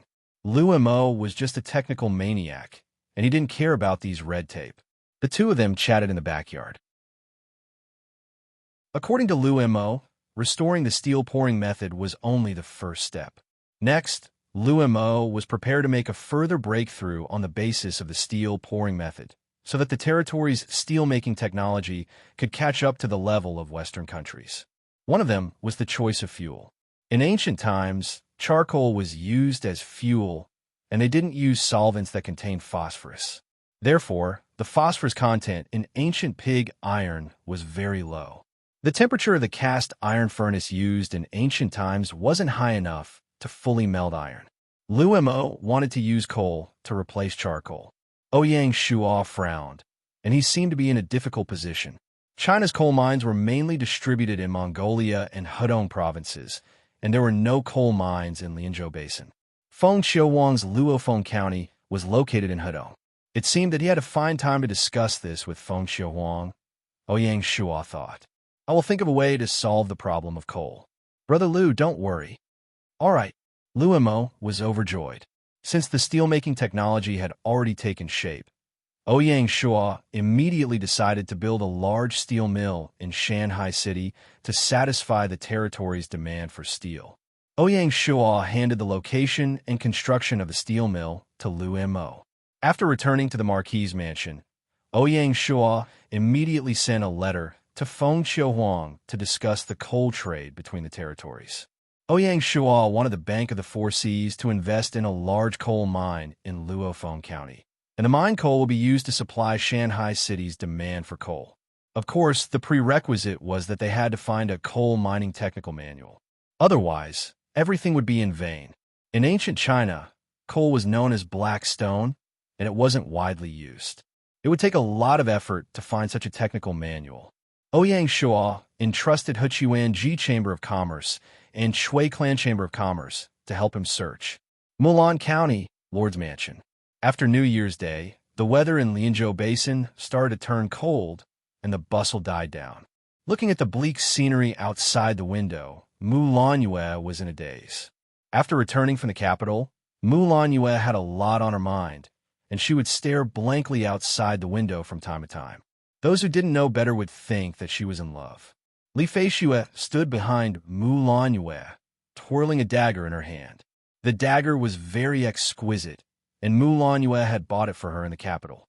After the Battle of the Southern Fortress, Li Feishue joined Mulan County. At first, her father's death made Li Feishue depressed for a period of time. It was Mu Lanyue who took good care of her and treated her like a younger sister that allowed her to walk out of the shadow and start a new life. Hence, she was very dependent on Mu Lanyue. Under her insistence, she became Mu Lanyue's personal guard. Although Li Feishue was just a little girl, her martial arts skills were not to be underestimated. With her personal protection, Mu Lanyue's safety was guaranteed. Mu Guiying now spent most of her time in the military camp. Unexpectedly, without Mu Guiying's company, Mu Lanyue became much more independent. She became less dependent and more resolute. Her radiance also started to shine in the territory. Back then, she was still a young girl, but now, she was handling the affairs of the territory well. Managing an entire county was indeed quite a challenge for Mu Lanyue. Fortunately, Mu Lanyue was born with the talent to develop the territory's economy. Coupled with her unyielding character, she stumbled along the way and managed Mulan County well. Otherwise, Mu Lanyue wouldn't have become one of the 3 powerhouses of Lianzhou Basin in her previous life. She wouldn't have been at a disadvantage when fighting against the 2 vicious wolves, Bat Dao and Dawn Wind Waning Moon. Mu Lanyue's strength was that she was good at learning from others. Inspired by Shanghai City's vigorous development of special industries, Mu Lanyue promoted the cultivation of rapeseed in her territory. She set her sights on the oil and the daily necessities. As expected, rapeseed oil was very popular, and it brought great returns to Mulan County. Not only that, Mu Lanyue also introduced Shanghai City's colorful silkworm breeding industry, which was quite impressive. Mulan County's economic strength was also ranked among the top in the Shanghai Alliance. In terms of government affairs, Mu Lanyue copied the structure of Shanghai City. Dealing with government affairs was her weakness. Under the influence of Gaia, the NPCs spawned by the system were not as old-fashioned as the ancient people. However, they still had some doubts about Mu Lanyue, a young lord. This was also the reason why it was difficult for a female lord to stand out. Mu Lanyue wasn't like Feng Qiuhuang and Bai Hua, who had a group of people to assist her. She lacked experience, so she could only follow suit when dealing with government affairs. Most of the government affairs were handled by her subordinates. Mu Lanyue snapped out of her daze and said, "Feishue, go and call Big Sister Mu over." "Yes." Li Feishue responded crisply. She put away her dagger and jogged out, her pigtails swaying back and forth, making her look more playful. Not long after, Mu Guiying rushed over. "Big Sister, I think it's time to incorporate Mulan County into Big Brother Wui's territory." Mu Lanyue's words were shocking. This was also a question she had been thinking about, and she had clearly come to a conclusion. Mu Guiying fell silent. She knew that although Mu Lanyue looked weak and innocent, she was actually a girl with a mind of her own. Once she made up her mind, it would be difficult to change it. "Okay, then let's go to Shanghai City." "Big Sister, you agree?" Mu Lanyue said happily. "Of course I support you." Mu Guiying said happily. Seeing Mu Lanyue's growth was also a kind of comfort for her.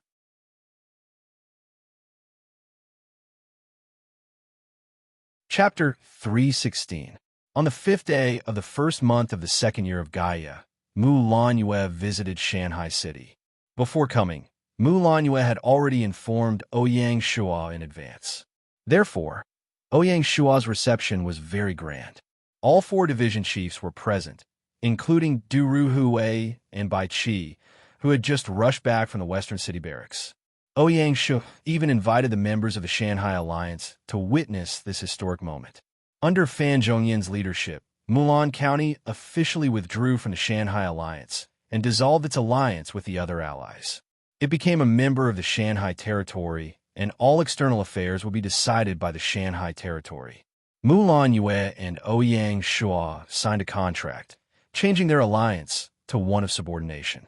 Mulan County was officially renamed Mulan City. Mulan Prefecture was established, encompassing the original Mulan County and 3 subsidiary counties, with Mulan City as its administrative center. Ouyang Shua, in the name of the Marquis of Lian Province, officially appointed Mulan Yue as the prefect of Mulan Prefecture. At the same time, he appointed the various division chiefs of Mulan Prefecture. At this point, the Mulan Mansion had become one with the Mountain Sea Territory, both legally and practically. In addition to dealing with Mulan Prefecture, Ouyang Shua also made arrangements for Mulan Yue. Mulan Yue was a first-grade earl, the second highest noble in the territory after Ouyang Shua. Therefore, in addition to being a prefect, Mulan Yue would also enjoy a series of privileges as a noble. Official positions would change, and she would be governed by the Marquis of Lian Province. But the privileges of a noble were permanent. Ouyang Shua designated Mulan Prefecture as Mulan Yue's permanent fief. 20% of Mulan Prefecture's monthly revenue would be transferred to Mulan Yue's personal account for her expenses. In addition, the construction division would also build a Earl Mansion in Shanhai City and Mulan City for Mulan Yue to live in, so as to highlight her noble status and match her status. Ouyang Shua's arrangements ensured that Mulan Yue's personal interests would not be infringed upon. At the end of the game, when the system calculated the achievement points, Mulan Yue would receive sufficient achievement points. Bai Hua and the others were dazzled and lost in thought. Wui is really putting in a lot of effort this time. Yeah, I'm a little envious of Yu. As a noble in the Shanhai Territory, she doesn't have to worry about military or political affairs. And the treatment she enjoys is no different from that of a feudal lord. She's living like a deity. If those little lords who signed a contract with Wui knew how Ye was treated, would they be so envious that they would vomit blood? The difference between the two is like heaven and earth. How could that be the same?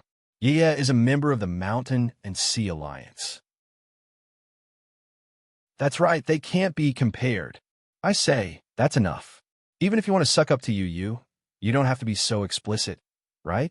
Not to mention Bai Hua and the others. Even Muging and the other old subordinates of Mulan County were relieved to see their lord enjoying such treatment. Their rejection of the Mountain Sea Territory had basically disappeared. After the ceremony was over, the members of the Alliance of Mountains and Seas dispersed. Ouyang Shua had moved Guiying Stay behind to discuss the reorganization of the army. Mulan Yue obediently left the conference hall. She was only the magistrate of Mulan Prefecture and had no right to interfere with military affairs. Mulan City was a third-class county, and its military establishment was the same as that of Shanhai City. Each of the 3 affiliated counties had a city defense camp, so there was no need to reorganize them. Their headquarters in Mulan City currently had 4 brigades with a total of 10,000 soldiers. The 4 brigades included a cavalry brigade, a saber and shield brigade, and 2 archer brigades. Ouyang Shua's plan was to recruit soldiers from the reserve forces of Mulan City and form the 4th Division of Shanhai City with the existing 4 brigades as the foundation. Mu Guiying would be the commander of the newly formed 4th Division. In this way, the 4th Division would be separated from Mulan Prefecture and would be led by General Bai Qi and the military office. Correspondingly, the 4th Division's pay would also be distributed by Marquis Lianzhou's mansion. The pay that Mulan Yue had previously offered could not be compared to the standard of Shanhai City. Presumably, after increasing the pay, the soldiers would have a greater sense of belonging to Shanhai City. This was also a great benefit to the reorganization of the military office. After the establishment of the 4th Division, Shanhai City's field army would have 4 divisions, with a total of 54,000 soldiers, which was just enough to form a corps. Ouyang Shua had no plans to form a corps for the time being. Whether it was in the military or in the bureaucracy, the most important thing was to pay attention to the balance. If a corps was formed, then General Bai Qi would be the best candidate to lead it. Right now, Bai Qi had no real position. The position of general was just a title, and his main responsibility was to command during wartime. Once Bai Qi became the corps commander, the situation would change fundamentally. Bai Qi would control all the field army in his territory, which was undoubtedly a huge challenge for Du Ruhui, who had just taken office. Ouyang Shuo was naturally not worried that Bai Qi would have any rebellious thoughts, but he had fought for a good environment for Du Ruhui with great difficulty, so he naturally would not personally bury her. Only after Du Ruhui led the military office and re-established her authority in the army would Ouyang Shuo consider forming a corps. At that time, a new balance would naturally be formed. Of course, whether it was Bai Qi or Du Ruhui, they could not get around Ouyang Shuo. Ouyang Shuo was the absolute authority and supreme commander of the army, and no one could surpass him. Back to the main topic. The 4th Division was also a mixed infantry and cavalry division, somewhat similar to the 1st Division. As for the 4th Division's encampment, it was chosen to be its Southern Guard Pass. Thinking of Southern Guard Pass, Ouyang Shuo felt a headache. The current Southern Guard Pass was too small, and it was close to the basin, which was not conducive to scouting outside. Does anyone have any suggestions regarding Southern Guard Pass? Ouyang Shuo asked. Apart from Mu Ging, only General Bai Qi and the Director of Military Affairs, Du Ruhui, attended the meeting. Du Ruhui had just arrived and did not know much about the territory, especially the area around Southern Guard Pass. He tactfully remained silent and did not express his opinion. Bai Qi had arrived a bit earlier than Du Ruhui, but Southern Guard Pass was within Mulan City's territory. Although Bai Qi had heard of it, he had not personally investigated it, so he naturally would not easily express his opinion. The only one who could answer Ouyang Shuo was Mu Guiying. Mu Guiying's expression was solemn, and she looked valiant and heroic. She naturally had the most right to speak about Southern Guard Pass. Even more subtly, this was the first time the Marquis was examining her, so she had to bring out some of her own abilities. Mu Guiying was worthy of being called a heroine. She was not inferior to men, and had an unyielding aura.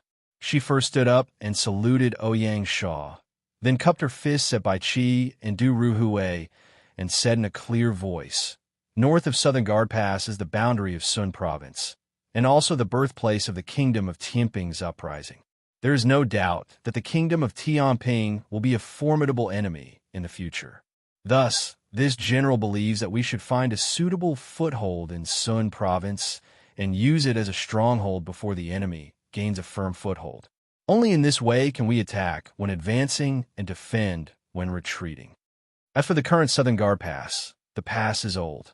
If we station a large number of troops there, it will be enough to resist the enemy's attack and ensure that Lianzhou County will not be lost. However, Southern Guard Pass is too close to the basin. To the north of Southern Guard Pass, there is a canyon that is several hundred meters long. Once we pass through the canyon, we will reach the boundary of Sun Province.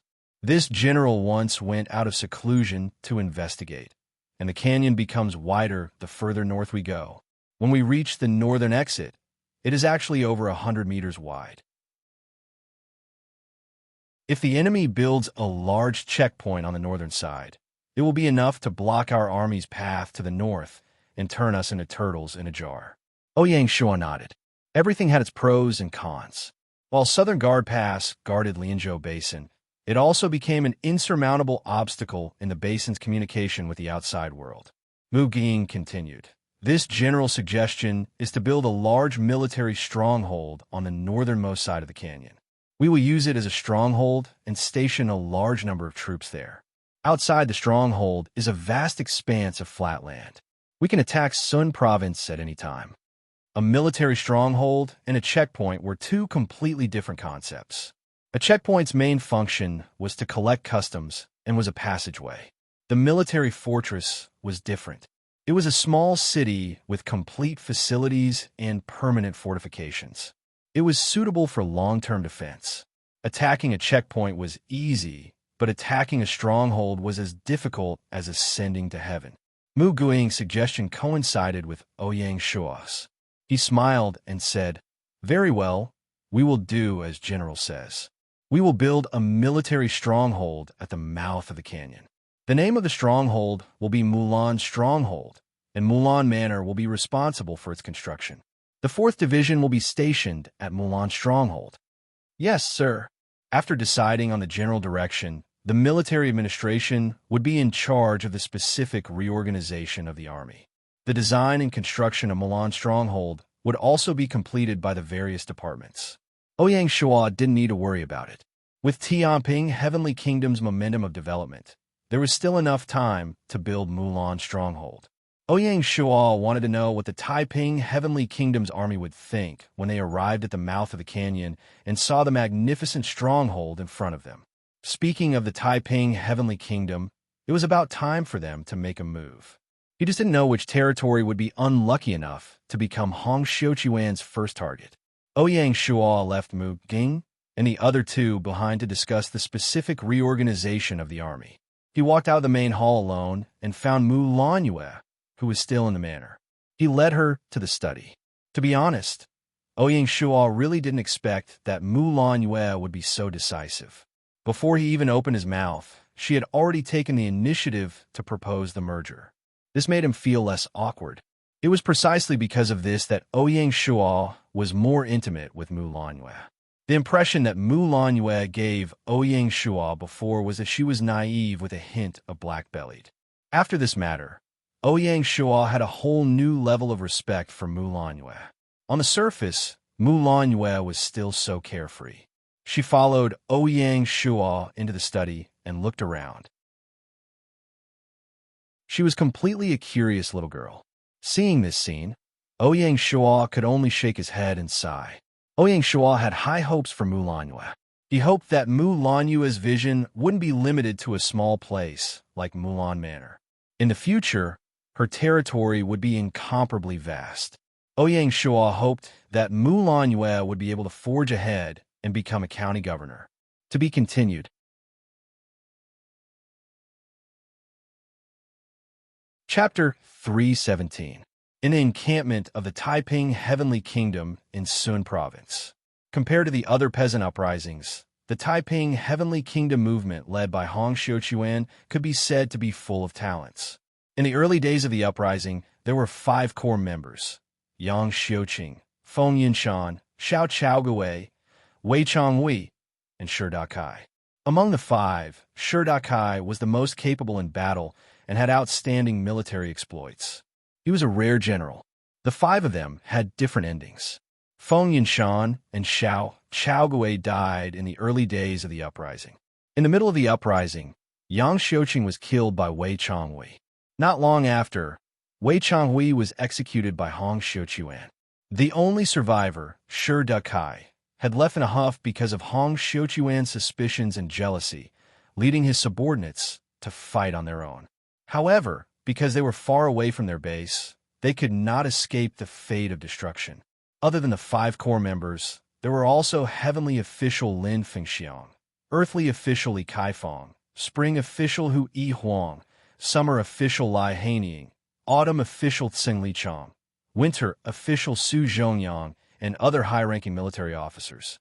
During the middle and later stages of the uprising, a group of young generals, such as Li Xiuqing and Chen Yuqing, emerged in the Taiping Heavenly Kingdom.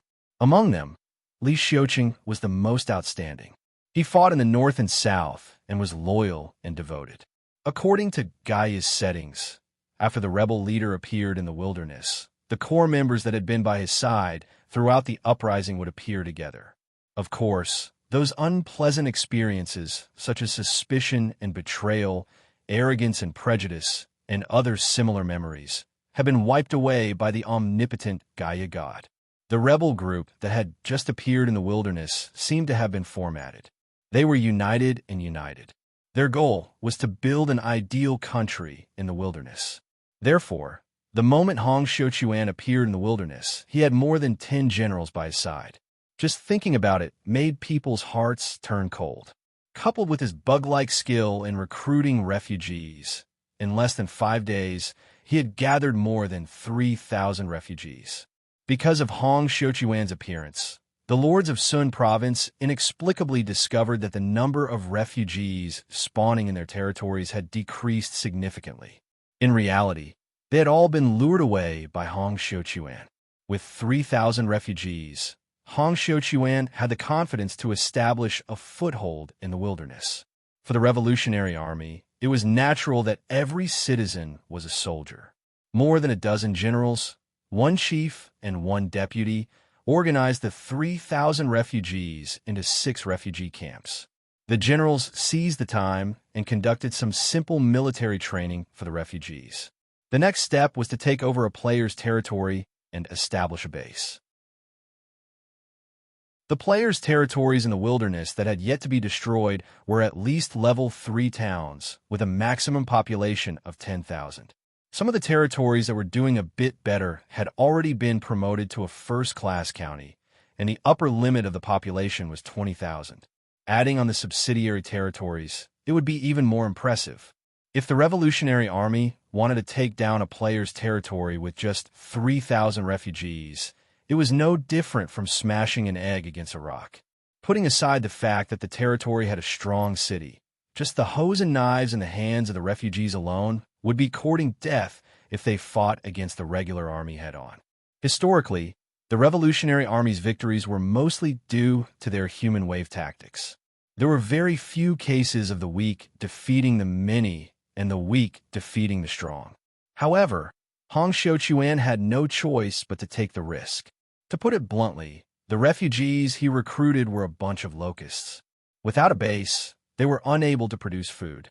The rations they brought with them were too little, and they would starve to death in a few days. Fortunately, their identity as refugees gave the rebel army the best cover. As the leader of the Revolutionary Army, Hong Xiuquan had his ways. After a few days of observation, he chose a suitable territory and prepared to make his move the next day.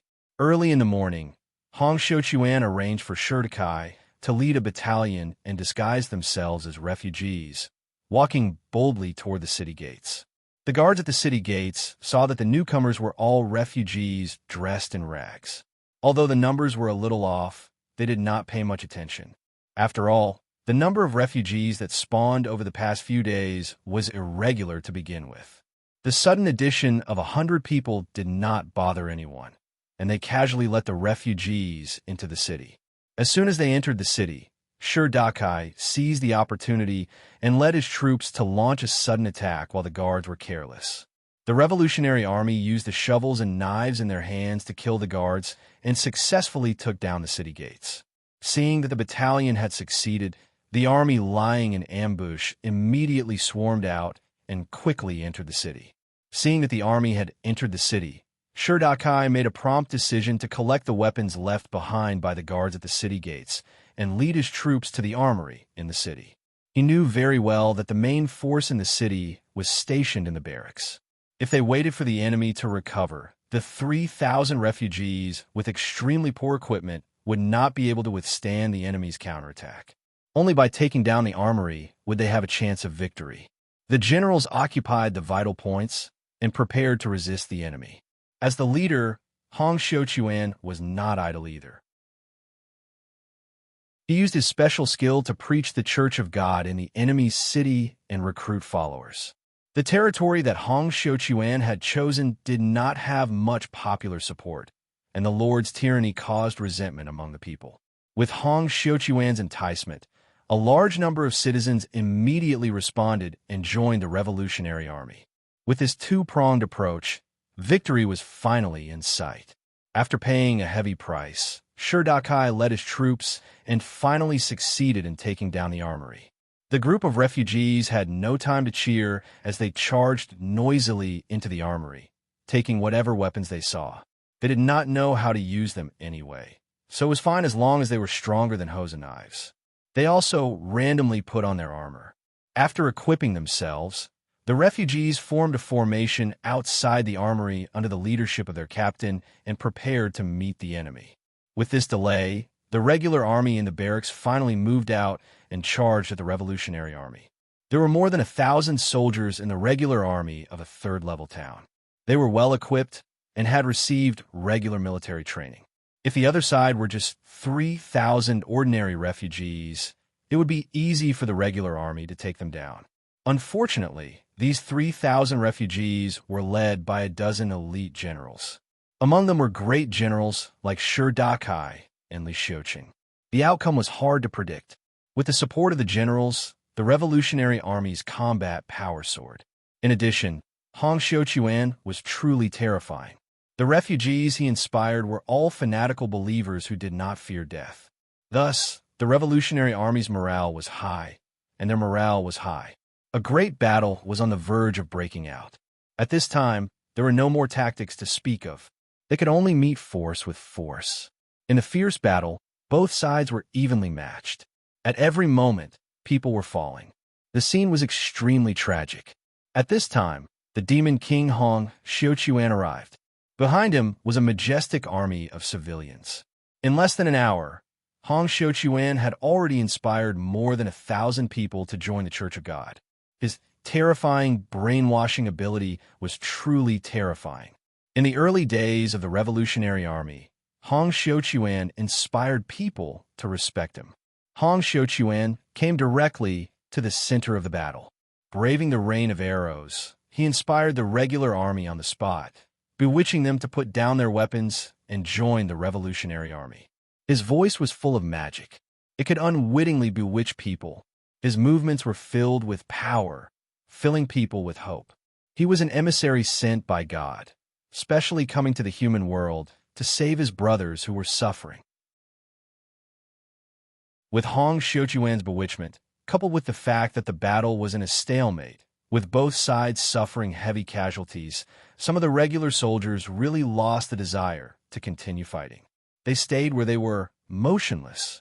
Compared to the ordinary soldiers, the officers were much more clear-headed.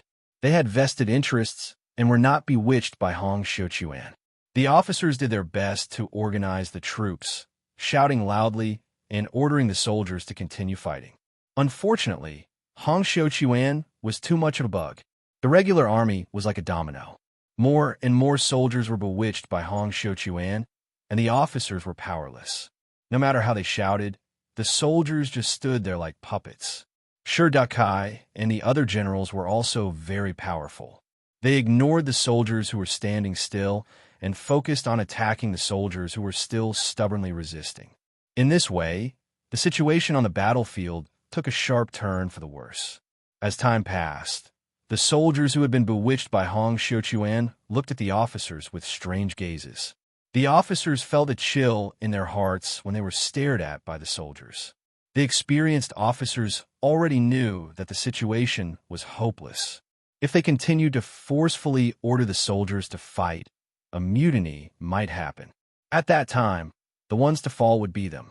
Some of the quick-witted officers, who could also be said to have no moral integrity, wisely chose to surrender and join the Revolutionary Army's side, even though they had not been bewitched by Hong Xiuquan.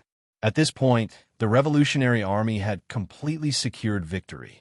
The lord of the territory was a middle-aged man who had stayed behind in his residence. When he learned that the regular army had been defeated, he smiled bitterly and quickly left through the transportation formation with his family and belongings. In the early days of the rebellion, the number of lords who could cast aside their pride and join the Revolutionary Army was still a minority. The majority of lords still had their own principles and were not willing to stay at the hands of NPCs and be mistreated. The fall of their territory meant that the Taiping Revolutionary Army had officially established a foothold in Xuanzhou. For the Revolutionary Army, governing a territory wasn't too much of a problem. The people of the territory didn't reject the Revolutionary Army that much either. Everything was developing in a good direction. Unsurprisingly, the Taiping Heavenly Kingdom's rebel army should be the first of the 4 rebel armies to conquer the player's territory and officially announce the arrival of the expansion pack, Rising Up. For the first time in the wilderness, Hong Xiuquan displayed his invincible charm. With just his 3-inch tongue, he had destroyed the will to resist of 1,000 regular soldiers. No one would believe this, but it was the truth. The retreating lord revealed everything that had happened in his territory on the forums, causing a huge uproar among the group of lords. The terror of the Revolutionary Army made the lords truly feel that a huge change was about to arrive. Some of the lords of Shuanzhou were afraid that they would wake up to find a dense army of Revolutionary Army standing outside their cities. There were also some lords who learned their lesson and began to make last-minute efforts to improve the livelihood of the people in their territory and raise the morale of the people. As for whether they could make it in time, only the heavens knew. To be continued.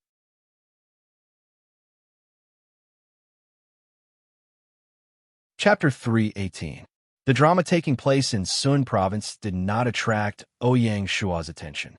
No matter how much trouble the Taiping Heavenly Kingdom's insurgent army caused, they would not be able to reach the Lianzhou Basin in a short time. On the contrary, the expansion of the Taiping Heavenly Kingdom was tantamount to a ruthless plowing in the territory of Guangxi, breaking the old pattern. In the end, it was very likely that one party would become the dominant power. At that time, Ouyang Shua would step forward to clean up the mess. As long as he could get rid of the Taiping Heavenly Kingdom, he would be able to occupy the entire Guangxi. Why not? In Ouyang Shua's eyes, the rebel army of the Taiping Heavenly Kingdom was a living target. It was not that Ouyang Shua was arrogant and thought that he could destroy the Taiping Heavenly Kingdom with only the Lianzhou Basin.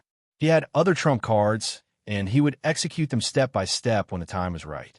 At that time, anyone who dared to look down on the Lianzhou Basin would suffer greatly. Furthermore, to the east of Xuanzhou, within the borders of Wuzhou, was Chiyu City. When two tigers fight, one will definitely be injured. Ouyang Shua could just sit on the mountain and watch the tigers fight. As for whether or not things would develop as he expected, everything was still unknown. The aftermath of Mulan Manor's takeover gradually dissipated, and the Mountain Sea territory regained its peace. The only thing that gave Ouyang Shua a headache was the problem of the warhorses. To form the 4th Division, they had to touch upon the matter of the green beetle horse. The cavalry of the other 3 divisions were all equipped with green beetle horses. Ouyang Shua could not favor one and discriminate against the other. Thus, replacing the cyan beetle horses for the 4th Division's cavalry was placed on Ouyang Shua's agenda. Unfortunately, under the instigation of the Sky's Boundary Tribe, the tribes of the grasslands were already wary of Shanghai City. They were no longer willing to trade with Shanghai City. Try to buy green beetle horses from the grasslands was no longer realistic. After the trade was cut off, Ouyang Shua became even more worried about the tribes in the grassland. Although the climate in Lianzhou Basin was pleasant and there was no cold winter, it was close to the end of the year and the grassland could not be grazed on a large scale. The livelihood of the herdsmen had become a big problem. Ouyang Shua had reason to suspect that the grassland tribes would take the risk out of desperation if they were unable to purchase food from Shanghai City. Ouyang Shua had already instructed the Military Intelligence Department to increase their efforts in gathering information on the grasslands. If there was even the slightest sign of trouble, they would immediately report it. Lei Sun, the leader of the 2nd Military Intelligence Group, who was in charge of intelligence work in the northern region, issued a military order. What puzzled Ouyang Shua was that, according to the intelligence reports sent by Lei Sun, none of the tribes in the grasslands seemed to have the intention to declare war. So far, none of the tribes had issued a temporary war assembly order to recruit herdsmen into the army. Everything seemed very strange. The calm grassland was more like the prelude to a storm. Ouyang Shua had no choice but to instruct the military office to speed up the preparation of war plans and the allocation of war resources, preparing for a great battle with the grasslands at any time. At the same time, he instructed the Mountain and Sea Prefecture to speed up the construction of the city walls, prioritizing the construction of the northern city walls so that it would become an indestructible barrier. As the scale of the army expanded, it was no longer the same as before when they could mobilize the army at any time and immediately enter the battlefield if they wanted to start a large-scale war.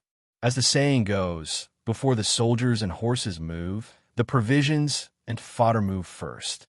How many provisions, hides, carriages, horses, arrows, weapons, and equipment needed to be prepared for a great battle was not something that could be prepared in a short period of time.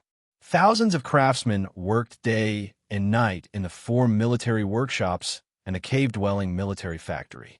Batches of weapons and equipment were transported to various departments in the military to complete the replacement of the equipment.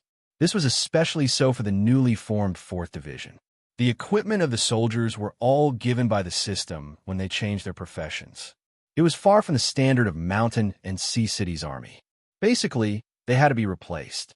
Gu Hongliang, who had just been appointed as the head of the military office, was so busy that he did not even have time to eat. General Bai Qi and the head of the military office, Du Ruhui, were busy preparing the army while leading their personal guards into the grasslands to survey the terrain and make preparations for the upcoming battle. Bai Qi's personality was to always hit the mark when he did not move. His mind did not stop for even a moment. He was constantly thinking, analyzing the enemy and himself. What he valued the most was the investigation and preparation work before the battle. Du Ruhui was also experienced. He had sharp eyes and was decisive in planning. He was born in the Sui and Tang dynasties. Compared to Bai Qi of the Warring States period, his concept of war and strategy were even better. The two of them complemented each other, which made Ouyang Shuo less worried. With the two of them in charge, Ouyang Shuo had the energy to plan other important matters. As for the green beetle horses, currently, the only way to obtain green beetle horses was through the Storm Valley Military Horse Farm. The Storm Valley Military Horse Farm had sent a total of more than 4,000 green beetle horses, including 100 stallions. The breeding of war horses required a long process. Ouyang Shuo did not want to drain the pond to catch the fish in a short period of time, so he transferred the green beetle horses from the Storm Valley Military Horse Farm. Moreover, in the long run, excellent war horses like the green beetle horses could not satisfy the needs of the territory's army. Even if they unified the Lian State Basin, the total number of green beetle horses was limited. In the future wars, they would need to mobilize hundreds of thousands of soldiers. Even if they transferred all the green beetle horses from the Lian State Basin, they would not be able to satisfy the needs of the cavalry. That was why Ouyang Shuo had built the military horse farm early in order to prepare for a rainy day. Of course, the military horse farm was only a backup plan. It could not solve the emergency. The best way was to find other types of mounts and open up other sources of mounts. Ouyang Shuo already had some ideas about this. In his previous life, he knew where some excellent mounts were produced. As long as the timing was right, he could solve the problem of the shortage of mounts in the army. Currently, Ouyang Shuo was in a dilemma. The commander of the 4th Division, Muging, understood Ouyang Shuo's difficulties. She said that the matter of changing war horses could be delayed. After all, building the Milan fortress was not something that could be done overnight. Just like that, the matter was put on hold. Another thing that worried Ouyang Shuo was the North Sea shipyard. When Ouyang Shuo gave the Ming Dynasty warship manufacturing technical manual to the shipyard, he requested the shipyard to build a fortress ship as soon as possible. He was in urgent need of it. Under Ouyang Shuo's expectations, on the 15th of January, the territory's first fortress ship was finally completed after hundreds of craftsmen from the North Sea shipyard worked day and night. It was ready to be launched. When Ouyang Shuo received the news, he personally went to North Sea City to witness this historic moment. Apart from Ouyang Shuo, the shipyard's special consultant, Elder Sun, the factory director, Zheng Dehai, and the commander of the North Sea Fleet, Pei Donglai, all rushed to the shipyard to witness the launching of the fortress ship. Bai Qi and Du Ruhui were busy preparing the military and could not leave. Otherwise, they would have come to take a look. The North Sea shipyard was close to the North Sea port. It had 2 large shipyards and more than 10 small and medium shipyards. The first fortress ship was assembled in one of the large shipyards and was waiting to be launched. The giant fortress ship anchored in the shipyard was more than 30 meters tall and had 5 floors. It could carry 3,000 soldiers. Not only did the fortress ship look majestic and mighty, but it was also heavily guarded with spears and flags. It was capable of attacking and defending, like a fortress on the water. The bulkhead was equipped with iron plates, and the bow of the ship was equipped with sharp iron points that were used to sink enemy ships in water battles. It was more destructive than the angle of attack.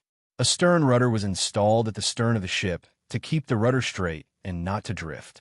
There is no doubt that the fortress ship used watertight bulkhead technology. Moreover, it was even better. On both sides of the fortress ship, there were also 6 racket poles. The racket poles were used to smash enemy ships.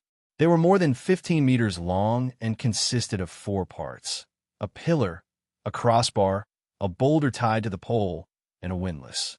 The pillar was used as a support, and the crossbar could be rotated at will to smash the enemy's ship.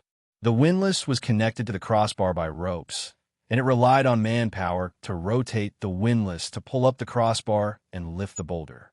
Before the invention of cannons, such a powerful weapon was simply a nightmare for enemy ships. With all of these, the fortress ship was armed to the teeth. Just thinking about it made people shudder. If it wasn't for the urgency of time, Elder Sun wanted to modify the fortress ship to make it even more terrifying. For a shipbuilding expert like Elder Sun, the successful construction of an ancient fortress ship was naturally very exciting. Elder Sun was very satisfied with Ouyang Shua's efficiency. With the Ming Dynasty warship manufacturing technical manual as a reference, many of his ideas could be slowly put into practice. Of course, the fortress ship wasn't perfect, and it also had its shortcomings. The disadvantage of the fortress ship was that it was too tall, which caused its center of gravity to be unstable, and its ability to resist wind and waves was poor. Therefore, the fortress ship was generally only suitable for inland or coastal battles, and not for long-distance voyages. Otherwise, if a storm came, the fortress ship might capsize and sink. Under Ma Zu's protection, the Navy of Shanghai City perfectly avoided this weakness. The hidden building, Ma Zu Temple, was a building feature of Sea God's Shelter. The ability to resist storms when sailing on the sea increased by 40, so that the ships in the territory, as long as they didn't encounter a huge storm, generally wouldn't have any problems. Zheng Dehai, who was standing beside Ouyang Shua, saw that the Marquis was very happy and seemed to be very satisfied with the ship. So he asked tentatively, "Marquis, please name the ship." Ouyang Shua was indeed very satisfied. He smiled and said, "The territory has a dragon as its totem. This first ship will be called Dragonhead. It means that the dragon soars through the 4 seas. That's a good name." Elder Sun suddenly interrupted and nodded with a smile. "It also has an auspicious meaning. I'll immediately instruct the boatman to carve our names on it." Zheng Dehai chimed in. Ouyang Shua nodded. The Dragonhead would be his flagship, and it would accompany him on his journey across the ocean. Captain Zheng immediately improved the relevant facilities of Dragonhead. In a few days, this Marquis will be riding Dragonhead out to sea. "Yes, sir." Zheng Dehai's heart tightened. He did not think that the Marquis would be so impatient. It seemed that he would have to arrange for the craftsmen to work overtime in the next 2 days. You should know, a large fortress ship had to install a lot of auxiliary facilities. Ouyang Shua then looked at Pei Donglai and said, "General Pei, the North Sea Fleet will also be moving in the next 2 days. They're preparing to go out to sea with me. May I know where the Marquis's destination is?" Pei Donglai was somewhat puzzled. Ouyang Shua smiled mysteriously and said indifferently, "Jingzhou Island."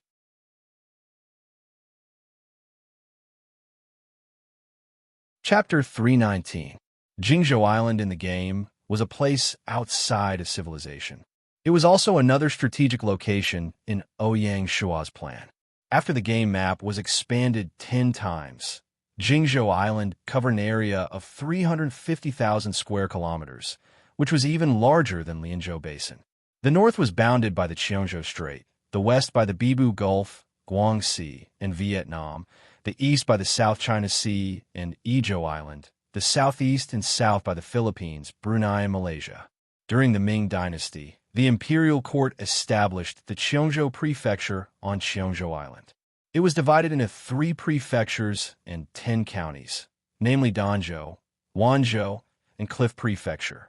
Among the three prefectures, Danzhou was located to the west of Jingzhou Island. Geographically speaking, it happened to be opposite Lianzhou Basin. Theoretically, Danzhou was a good landing spot. Ouyang Shuo looked at the southernmost cliff state of Jingzhou Island. As compared to Danzhou, Cliff Province was more suitable to be built as a military port. Cliff State would become the best forward base for Ouyang Shuo to attack the sea. Choosing the Cliff Province was a huge risk for Ouyang Shuo. This was because the Li tribe, Miao tribe, Hui tribe, and other tribes had lived on Jingzhou Island for generations, and the Li tribe had the longest history. Most of these aborigines lived in the central and southern parts of Jingzhou Island. Cliff State, located at the southernmost tip of the island, was naturally one of the main gathering places for these tribes. Choosing the Cliff State meant that they had to face the threat of the natives on the island. In his previous life, according to the information Ouyang Shuo had obtained from the forums, the few surviving players' territories in Jingzhou Island were basically built in the coastal areas in the north and northeast, where the Han Chinese mainly lived. Gaia's second year, January 16th. Lian Province Marquis Manor. Ouyang Shuo summoned the 4 division heads and Great General Bai Qi for a meeting. 2 days later, I will lead the Imperial Guard Brigade and the North Sea Fleet on a long journey out to sea. I estimate that I will only be able to return to the Marquis Manor before New Year's Eve. All military and political affairs in the territory will be decided by everyone here. As soon as Ouyang Shuo finished speaking, everyone was shocked. Du Ruhui, the newly appointed head of the Military Affairs Division, was even more speechless. The situation on the grassland was getting more and more tense, and a war was about to break out. At this critical moment, the Marquis was leaving his territory. How could he not be mad? Bai Qi, on the other hand, was unperturbed. When he was in Qin, he was in charge of all military affairs. He was used to not obeying the emperor's orders. As long as the Marquis gave him sufficient authority, his presence or absence would not affect his command. As for Fan Zhongyan and Tian Wenjing, being in charge of a prefecture's government affairs was not a big test for them. What they were worried about was the impact of the Marquis' absence on the morale of the army. Among the 5 magnates, Yingyu's qualifications were the lowest. As long as it didn't involve financial matters, she basically wouldn't speak and would just be a quiet listener. Recently, there was an evil wind blowing in the territory, and the spearhead was directed at her, the director of finance. There were rumors in the streets that she was merely relying on the Marquis' favor and her identity as the Marquis' sworn sister to get such a high position. In terms of ability, he was far from being able to compare to the other 3 division heads. He was not qualified to take on such an important role. The rumors and slanders made Yingyu feel waves of enormous pressure, and she often had sleepless nights. Although she had a clear conscience, she couldn't defend herself against the rumors. In the dead of night, Yingyu would sometimes doubt herself. During this period of time, Yingyu was treading on thin ice. She couldn't fight back against the rumors and gain the upper hand with words. She could only work hard and use her achievements to fight back against those who maliciously slandered her. When Ouyang Shuo received the news, he was extremely furious. He requested the Disciplinary Bureau to thoroughly investigate this matter. Anyone who dared to spread rumors would be thrown into prison and convicted according to the law. Ouyang Shuo had seen Yingyu's intelligence and hard work. How could there be any personal feelings? Ouyang Shuo was furious. Other than feeling sorry for Yingyu, he was also extremely vigilant against the evil wind in the territory. As the territory continued to advance, the population rapidly expanded. All kinds of people appeared on the scene, and the good and the bad mixed together. All kinds of interests intertwined with each other, and it was very complicated. The simple and honest folk customs when the village was first built had long disappeared. This was what Ouyang Shuo didn't want to see, but happened right in front of him. The irony was that he was powerless to stop it. The Marquis of Lian Province's residence showed his status, and it also separated him from the ordinary people. Only he knew how it felt. What is the Marquis' purpose for this trip? Fan Zhongyan asked. The destination of this trip is an overseas island, Jingzhou Island. This marquis will establish another territory there in order to expand the strategic depth of the territory. Ouyang Shua briefly explained. When Ouyang Shua entered the game and chose her game mode as territory construction, he had already been thinking about Jingzhou Island. There were three main reasons why his plan was not carried out. First, the foundation of the territory was not stable. It was not suitable to hastily build another territory. Second, the Liao battleship did not have the ability to travel long distances. There was a certain degree of risk in going out to sea. Third, he could not find a suitable village creation token. A village creation token that was below silver grade was not worthy of Ouyang Shua's discerning eyes. The second system auction solved Ouyang Shua's problem in one go. Thus, after the Dragonhead ship was successfully launched, Ouyang Shua couldn't wait to go on a long journey. Ouyang Shua not only brought a large army, but also a large number of grassroots government personnel, all kinds of craftsmen, all kinds of skilled people, and all kinds of resources. This was to ensure that once they reached Jingzhou, they would be able to gain a foothold. In addition, he also planned to transfer a group of salt workers from a northern Twilight saltworks to prepare to open up the salt pans in Jingzhou. After listening to Ouyang Shua's plan, the four division chiefs were silent. They had no reason to oppose the Marquis's plan to expand his territory. As for Ouyang Shua's personal safety, with the protection of the Imperial Guard Brigade, there was not much of a problem. Ouyang Shua gave Bai Qi the authority to command all of the troops in the territory during his absence. Bai Qi would be able to decide whether to fight or stop the war at his discretion. He authorized Fan Zhongyan to be the head of the civil officials, to lead the officials of the Marquis's mansion and handle all government affairs. After deciding on the two people in charge of the military and the civil affairs, Ouyang Shua immediately announced the end of the meeting. As for the specific arrangements, Ouyang Shua would find them one by one and discuss them properly. There was no need to discuss it together in the meeting. After the meeting, Ouyang Shua sent someone to the Eastern Fen Sword sect to inform Song Jia and let her go with him. Jingzhou was roughly in the real Sanya. The New Year period was a good time for leisure and vacation. Ouyang Shua also wanted to take advantage of this opportunity to take Song Jia and Bing'er to the beach. Previously, Ouyang Shua had asked Gu Xiuan to build a courtyard by the beach outside Beihai City for him to take Bing'er to play on the beach. Unfortunately, he was busy and couldn't make it. After the courtyard was built, it had been left empty. Ouyang Shua heard that Gu Xiuan had specially arranged for people to take care of the courtyard, so it was not abandoned. After the new year, with the climate of Lianzhou Basin, it was not too suitable to play on the beach. Now that there was a better place to go, Ouyang Shua naturally wanted to make up for his regret. Tension and relaxation were the right path. Although Ouyang Shua was the lord, he did not want to devote himself to government affairs.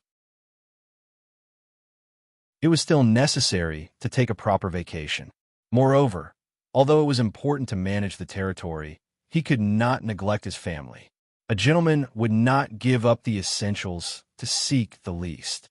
Ouyang Shua could not remember how long it had been since he played with Bing'er. The time he spent with Bing'er was not even comparable to the time he spent with her in reality. Thinking of the oath he made, Ouyang Shua felt a little ashamed. There was a saying, companionship is the most sincere confession. In the afternoon, Old Sun suddenly paid a visit. Ouyang, I heard that you were taking your sister to Cliff State for a vacation. Old Sun did not beat around the bush and asked directly. Ouyang Shua nodded and said with a smile, why? Do you want to see the scenery of Cliff State? Why would an old man like me go to Cliff State? Moreover, the shipyard is at its busiest now. I can't leave even if I want to. Old Sun shook his head. Then what do you mean? Ouyang Shua was puzzled. Old Sun looked at Ouyang Shua's innocent expression and became angry. As Sun Xiaoye's grandfather, he knew his precious granddaughter too well. This girl had lived together with Ouyang for more than half a year and had developed feelings for him over time. Coupled with Ouyang's infinite charm in the game, this girl's feelings for him were deeply rooted. Unfortunately, the concubine had feelings for him, but the husband was heartless. He did not know what happened to Ouyang. He suddenly fell in love with Song Jia and even put on a posture that said he would not marry anyone but Song Jia. It made people love and hate him at the same time. Seeing his granddaughter becoming more and more depressed and lovesick, Old Sun was anxious in his heart. Sometimes, Old Sun also hated his granddaughter for being too honest and not taking the initiative to fight for her. After all, she knew Ouyang Shua first. Before Song Jia was officially married, she still had a chance. His granddaughter was disappointing. As a grandfather, he naturally had to help her and create opportunities for his granddaughter. When he heard that Ouyang Shua was going to take Song Jia and his sister to Cliff State for a vacation, the old man rushed over. It's like this. Recently, Xiaoya has been busy helping Shanghai City with the city planning. She is very busy. I was thinking of taking this opportunity to let her go to Cliff State with you to relax. Let me tell you, I only have one precious granddaughter. I can't let her tire herself out for the territory, Old Sun said half-truthfully. The old man's words had a hidden meaning. A trace of unnaturalness flashed across Ouyang Shua's face. He said with a forced smile, "Okay, as long as Xiaoya likes it, of course I won't have a problem."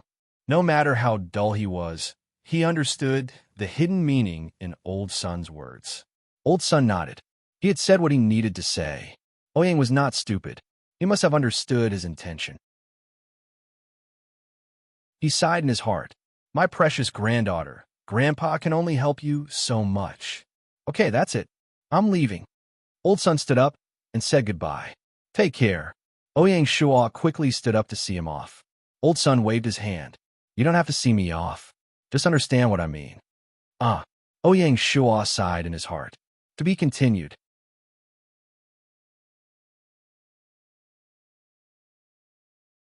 Chapter 320. With the expansion of the manor, Yingyu and Qing'er both had their own courtyards. Even for Bing, in order to cultivate her independent character, Ouyang Shua arranged for her to live alone in a small courtyard, with Zi Su taking care of her personally. Although the house of the Marquis had expanded again and again, the tradition of eating in the house was still maintained. No matter how busy Yingyu and Qing were, they would rush to the main courtyard to eat with Ouyang Shua.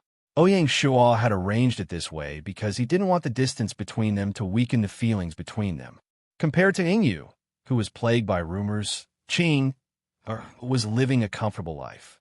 Her clothing workshop had been expanded time and time again, and now it had developed into the largest workshop in Shanghai City. Just the number of tailors that she employed alone numbered in the hundreds. The orders of the clothing workshops were no longer limited to the basic welfare contracts of the finance department. They accepted orders from ordinary citizens, large settlements, and even the Chamber of Commerce. Next, Qing planned to introduce looms and build a large-scale weaving workshop to solve the problem of cloth supply.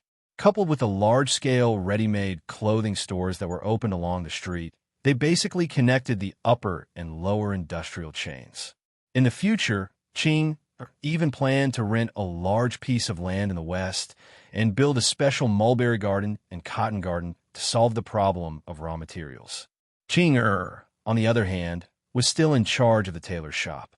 She was mainly responsible for the design of clothing styles and advanced customization. The industrial chain theory that Ouyang Shua had taught her was used to the extreme.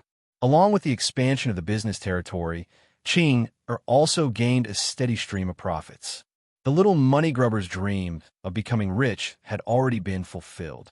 His personal wealth was close to 10,000 gold coins, and he had become one of the few wealthy merchants in Shanghai City.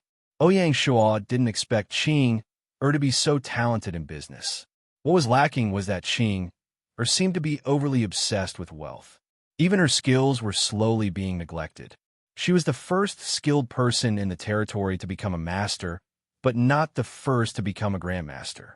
Putting aside the grandmaster-level blacksmith Wang Hao who had caught up later, even the master-level shipwright Zheng Dehai was one step ahead of her. After completing the dragon head, he was on the verge of leveling up. For this reason, Ouyang Shua had specially looked for Qing and explained to her the importance of this matter. He really didn't want to see Qing Er's outstanding tailoring talent go to waste. As for how effective it would be, it still needed to be tested over time. The development of the clothing workshop was basically the epitome of the rapid development of the shops in Shanghai City in the early days. The first batch of privatized workshop owners and shopkeepers, as long as there were no accidents along the way, basically all became rich and became the first group to become rich in the territory. With the increase in wealth, the desires of the merchants also began to expand. First of all, there was a higher requirement for the living environment. The rich merchants were no longer satisfied with the small residential houses built by the construction department. Instead, they wanted to buy land and build their own big houses.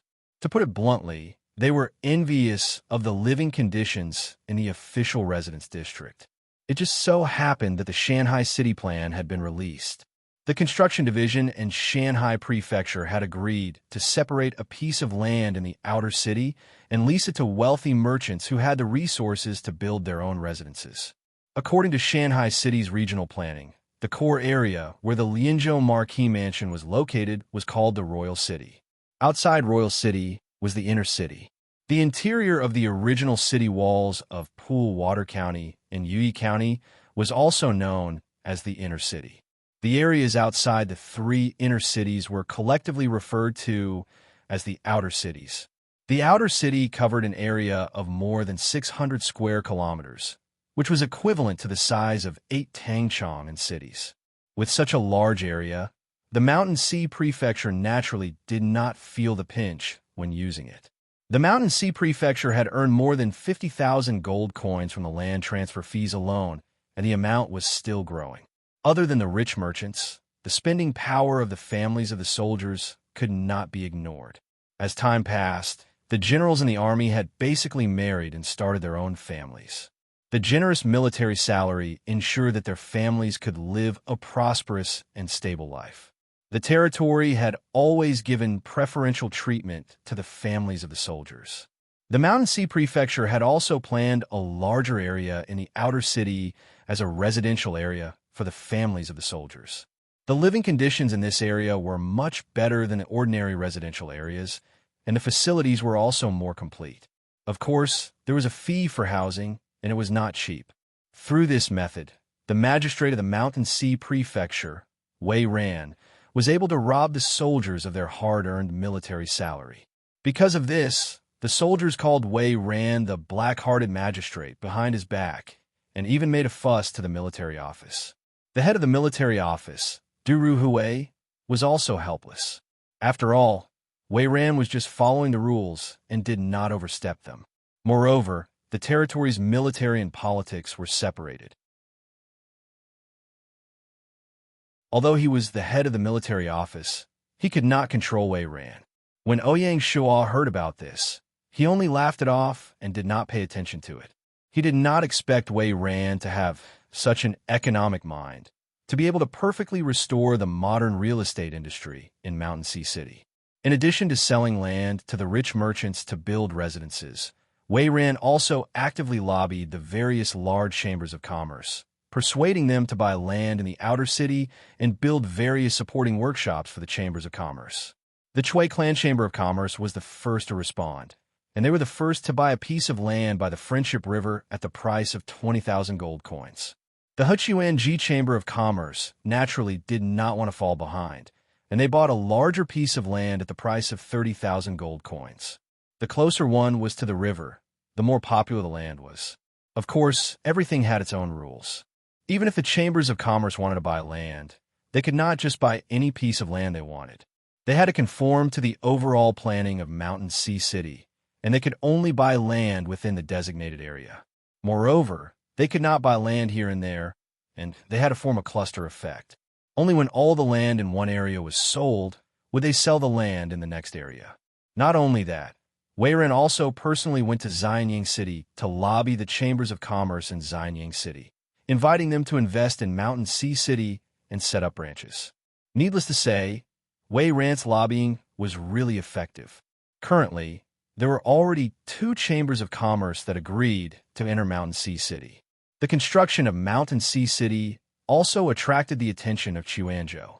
Relying on the good relationship between the two places, Wei Ran did his best to publicize the plans and development prospects of Mountain Sea City, and he also formulated a series of preferential policies to attract the people of Chuanzhou to settle down or do business in Mountain Sea City.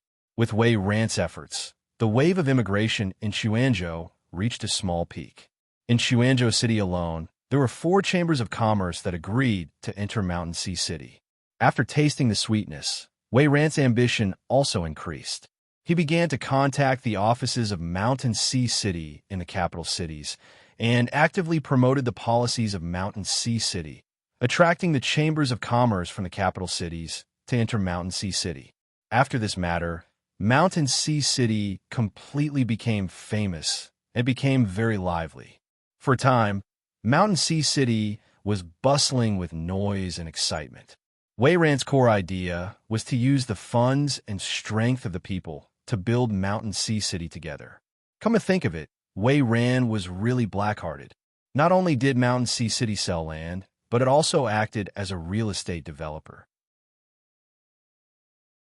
Compared to modern society, it was a level higher. Through this method, Mountain Sea City received a large amount of funds, which was enough to support the subsequent construction of Mountain Sea City. The finance department was still worried about raising funds for the construction of Mountain Sea City, but Wei Ran had already solved the problem on his own. One had to know that the construction of the city wall was only a small part of the construction of Mountain Sea City. After the construction of the city wall was completed, the construction of the roads within the city and the construction of the municipal administration was the main task. The funds needed were simply astronomical. Obviously, it was not feasible to rely on the financial allocation alone. This was also one of the main reasons why Ouyang Shuo did not interfere with Wei Ran's decision. He did not have the money. After this matter, Wei Ran could be considered to have gained a foothold in Mountain Sea City, and he had established his initial prestige. Of course, it would take at least 1 or 2 years for the construction of Mountain Sea City to be completed. Back to the main topic. During dinner, Ouyang Shu mentioned the matter of going to Cliff Province. For this trip, Su definitely had to go with him. Bing, who had already received the news. The little girl was clever and had already found out that the Cliff Province that her brother mentioned was the beautiful Sonya. She was obviously very excited. In reality, Ouyang Shuo had once brought Bing to Sonya, and the little girl still remembered it clearly. I want to go too. Seeing Bing so happy and chattering about the beautiful scenery of Cliff Province's beach, Qing could not help but be curious and began to pester Ouyang Shuo. Approved. Ouyang Shuo naturally would not favor one and discriminate against the other. Yeah, Big Brother is the best. Qing was excited and played with Bing Just as Ouyang Shuo had expected, the two troublemakers, Qing and Bing, were really birds of a feather. The two of them hit it off very well. Now, they were like a pair of sisters, and their relationship was deeper than anyone else's. Big Brother, can you bring Little White along? Bing suddenly thought of her little companion. At this moment, Little White was curled up in Bing's arms. When it heard its little master's words, it very intelligently turned its head to look at Ouyang Shuo. Its pair of small eyes were extremely cute, and it did not look like the supreme of the wolf clan at all. Of course, Ouyang Shuo could not refuse.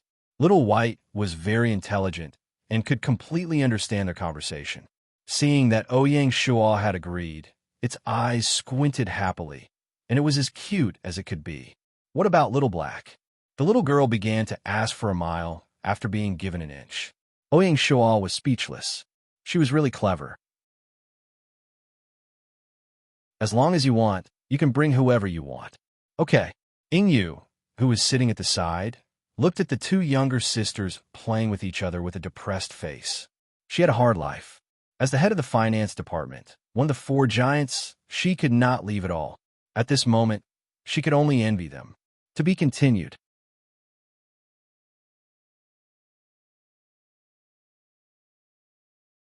Chapter 321. The next day, Song Jia rushed back to the Marquis Mansion.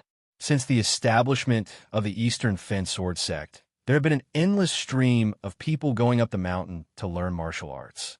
Under Song Jia's leadership, the sect flourished day by day. Of course, compared to the famous sects like Wudong and Xuanzhen during the Song and Ming dynasties, they were still far behind. Firstly, there was only one cultivation technique in the sect. Other than the Nine Manual and Yue Maiden Sword Codex, they did not have any other martial arts secret manuals that they could use, causing the sect to have more yin than yang. Secondly, there was a lack of experts in the sect. Other than Song Jia, there was no other expert. All of them were disciples of Song Jia. Even Song Jia herself did not have much of a reputation in the Jianghu due to the short amount of time she had spent cultivating. Thirdly, there was a scarcity of talented disciples. After the system released the Aboriginals' aptitude settings, Song Jia checked the aptitude of the disciples in the sect. There were only a few people with A-grade aptitude. The only genius disciple was Cui Tianqi. The difficulty of running a sect was no less than running a territory. To be a good sect leader was easier said than done. At the moment, the history of the wilderness had only progressed to the spring and autumn warring states period. Martial arts had not yet flourished. In the later stages of the game, with the addition of the Tang, Song, Yuan, and Ming dynasties, all the major sects of the martial world would appear in the wilderness one by one. That would be the beginning of the Jianghu. Therefore, Song Jia must seize this precious period to improve the foundation of the Eastern Fen Sword School. Otherwise, when Wudong, Shaolin, and other major sects showed up in the wilderness, the Eastern Fen Sword sect would no longer have a chance to stand out and would vanish into the crowd. For the time being, Ouyang Shuo was powerless to solve the problem that Song Jia had encountered. The last time Li Feishue came to Shanghai City with Mulan Yu, Ouyang Shuo had thought of tricking Li Feishue into joining the Eastern Fen Sword faction. Unfortunately, Li Feishue was dead set on Mulan Yu and was unwilling to leave. Song Jia was also a cunning person. She had already set her sights on the fist master, Lin Yu. Lin Yu ran a martial arts club and taught disciples. He usually kept a low profile. Song Jia's intention was to invite Lin Yu to be an elder of the Eastern Fen Sword faction and authorize him to set up an independent hall called Baji Hall, which would be responsible for teaching the Baji fist scripture. This way, he would have both martial arts manuals and experts, killing two birds with one stone. Song Jia's offer could be said to be generous, and she was also filled with confidence. Unfortunately, the first time Song Jia visited Lin Yu, she was snubbed and rejected by Lin Yu. Song Jia was not a person who would give up easily. She was thinking of how to persuade Lin Yu again and even begged Ouyang Shuo to speak up for her. As Lin Yu's half-disciple, Ouyang Shuo knew Lin Yu's character very well. Lin Yu's ideas were extremely righteous. Although he seemed gentle, his heart was as firm as a rock. He would never compromise or change his mind just because of Ouyang Shuo. In the past, Ouyang Shuo had once invited Lin Yu to join the army. Yet wasn't he refused as well? Just like that, the matter had been delayed, and there had been no turning point until now. Ouyang Shuo had personally instructed Song Jia that Lin Yu's weakness was his hidden injury. Because of his hidden illness, Lin Yu appeared to be somewhat inferior. Or perhaps it could be said that he had abandoned himself and no longer had the desire to improve himself. A person without any pursuits is very scary. Otherwise, why would it be said that one could be strong without desire? No fame or fortune could tempt Lin Yu at this moment. However, if he could find a precious medicine to cure Lin Yu's hidden illness, he would definitely be able to do so.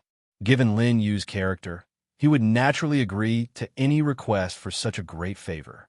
After Song Jia heard Ouyang Shuo's words, she was both happy and worried. She was happy that she had finally found a breakthrough, but she was worried that it would be difficult to find the treasure medicine. Everything depended on luck. As for the secret manuals, Ouyang Shuo was now somewhat regretful. He shouldn't have sold all those gold-ranked secret manuals. At least he could have kept a dozen of them. If he wanted to buy them now, the price would be huge. After the auction, another batch of genuine secret manuals appeared on the super trading platform. At that time, Ouyang Shuo had sold them for around 700 gold coins per unit, which was already a huge profit. This time, The seller was even more black-hearted. The price of a single secret manual was 1,000 gold coins. This caused a group of adventure-type players to jump up and down, but they had no choice but to reluctantly buy it. If Ouyang Shua's guess was correct, this mysterious seller should be Feng Qingwei of Jinxia County. This young lady was really good at enduring. She had endured for half a year before making a move. This time, Jinxia County would probably sweep away 70,000 to 80,000 gold coins in one go. It was really crazy. With this alone, Feng Qingyue's name would spread far and wide. It was no wonder that she could be one of the 3 female Zhuge sisters in his previous life. Since yesterday, a large number of personnel and resources were deployed by the Civil Registry and the War Preparedness Division. They were all gathered at the North Sea city's port. There was an endless stream of ships traveling back and forth in the canyon. When they heard that the Marquis of Lian Province was going overseas to develop the island, the chambers of commerce, who had a keen sense of smell, were like stray cats that smelled blood. They quickly came over and expressed their willingness to arrange a caravan to accompany the Marquis of Lian Province. When Ouyang Shuo received the news, he shook his head in amusement. As expected, merchants were born with a spirit of adventure. They were all too clear about the shocking wealth that an undeveloped island contained. There were high-quality wood, precious medicinal herbs, all kinds of furs, spices, and so on. Countless treasures were waiting for them to excavate. They were inexhaustible and inexhaustible. Without the protection of the army, the chambers of commerce wouldn't dare to venture overseas. After the North Sea shipyard stopped building warships, they used their free time to build a batch of large merchant ships. It was an unintentional move back then, but it was of great help now. Ouyang Shuo waved his hand and instructed Zheng Dehai to sell all the merchant ships to the various chambers of commerce. With this alone, the shipyard earned more than 20,000 gold coins. This was also the first time the shipyard made a profit. With the rise of overseas trade, the future of the shipyard had great potential. Ouyang Shuo instructed Zheng Dehai to divide the North Sea shipyard into 2. They would be responsible for building warships and merchant ships, respectively. Apart from the chambers of commerce, the army was also mobilized. After receiving the military order, the members of the Imperial Brigade temporarily ended their training at the Special Forces training base and officially returned to the army. They would rush to North Sea City first and use these 2 days to familiarize themselves with the Dragon Head. This was the first time they were escorting the Marquis on a long journey. Wang Feng, the commander of the Imperial Brigade, was extremely careful and didn't dare to be careless. He was worried that some of the soldiers would get seasick and affect their combat strength. As for the North Sea Fleet, they were already prepared. While everyone was busy preparing for the long journey, Ouyang Shuo arrived at the Mazu Temple. As the faith of Mazu spread, the Mazu Temple was full of incense and worshippers. For this reason, the Department of Culture and Education specially recruited a group of devout worshippers and made them become nuns to manage the daily affairs of the temple. The abbot of the Mazu Temple, chosen by the Department of Culture and Education, was a woman in her 40s. She had a kind appearance. Seeing the Marquis arrive in person, she immediately came to welcome him. Ouyang Shuo did not dare to be negligent. Under the abbot's guidance, he first worshipped Mazu. After that, he explained the purpose of his visit. "Abbess, I'm here to welcome the statue of Mazu out to sea." The statue of Mazu that Ouyang Shuo mentioned was not the main deity in the temple. Moreover, the other statue of Mazu that he had ordered to be carved had always been enshrined in the Mazu temple and enjoyed incense. Although this statue was not comparable to the main deity, it still produced a faint trace of divine power because of the incense. It was enough to be used to spread the faith of Mazu. It would go out to sea with the fleet and spread the faith of Mazu to the islands overseas. It was also one of the secret weapons that Ouyang Shuo planned to use to influence the natives of Jingzhou Island. The abbess put her palms together and looked delighted. She said piously, "The Marquis's effort to spread the faith of Mazu is really a great merit. Mazu will definitely protect the Marquis on this journey." Ouyang Shuo nodded. It was really hard to predict gods, so he could not deny the abbess's words. Next was to welcome the statue of Mazu. Welcoming the statue of Mazu was not a small matter. It required a whole set of procedures, or it would be blasphemy against the gods. Under the abbess's guidance, the statue of Mazu was respectfully invited out of the Mazu temple and escorted by the nuns to the Dragon Head. There was a temple specially built on the Dragon Head, where the statue of Mazu would be temporarily enshrined. Not only that, the Mazu temple would also send 4 nuns to sea with the fleet. They would be responsible for the operation of the Mazu temple that would be built in Jingzhou in the future. Of course, Ouyang Shuo did not know how much trouble his actions today would bring to him and his territory in the future. The battle of faith between Mazu and the natives of Jingzhou Island had slowly begun, while Ouyang Shuo was unaware of it. Wars between gods were sometimes crueler than wars in the mortal world. On the 18th of the first month of the second year of Gaia, Ouyang Shuo brought the ladies of the Marquis' residence to Beihai City. At this time, the Beihai port was already crowded with people. Thousands of sailors, craftsmen, and laborers hired by the Chamber of Commerce came and went, transporting countless resources from the port to the ships. For this trip, other than the Imperial Guard Brigade and the Beihai fleet, there were more than 1,000 people accompanying them. It was a huge lineup. Ouyang Shuo was planning to build the territory in one go. When the new ships in the shipyard were completed, there would be a second and third batch of immigrants. The Dragon Head was anchored in the Beihai port. The huge ship was like a crane in a flock of chickens. Due to the participation of the major Chamber of Commerce, the scale of the fleet was very large. It included a huge ship, 30 Taowu warships, and 20 large merchant ships. Compared to the Dragon Head, the Taowu warships and the large shopping malls, which originally looked not too small, were like small boats surrounding the Dragon Head. It was a very pitiful sight. "What a big ship!" the women exclaimed when they saw the Dragon Head. They were all excited at the thought of riding such a big ship to sea. Some of the anxiety they had before setting off disappeared. Ouyang Shuo smiled and led them to board the ship. At this time, the Imperial Guard Brigade had already taken over the Dragon Head. At 10 o'clock in the morning, the expedition fleet officially set sail. The distance between Jingzhou and Beihai City was about 2,155 nautical miles, which was equivalent to 4,000 kilometers. The base speed of the fleet was 14 knots. With the help of the Mazu Temple's characteristics, the speed increased by 30 points, reaching 182 knots. When the wind was strong, it could even reach 26 knots, or 26 nautical miles per hour. Under normal circumstances, the fleet could travel more than 400 nautical miles a day. Therefore, if all went well, the fleet would only need 5 days to reach Jingzhou. To be continued. You're tuning in to the Warrior Lore YouTube channel. Don't forget to subscribe and join us on this journey to catch the most captivating stories.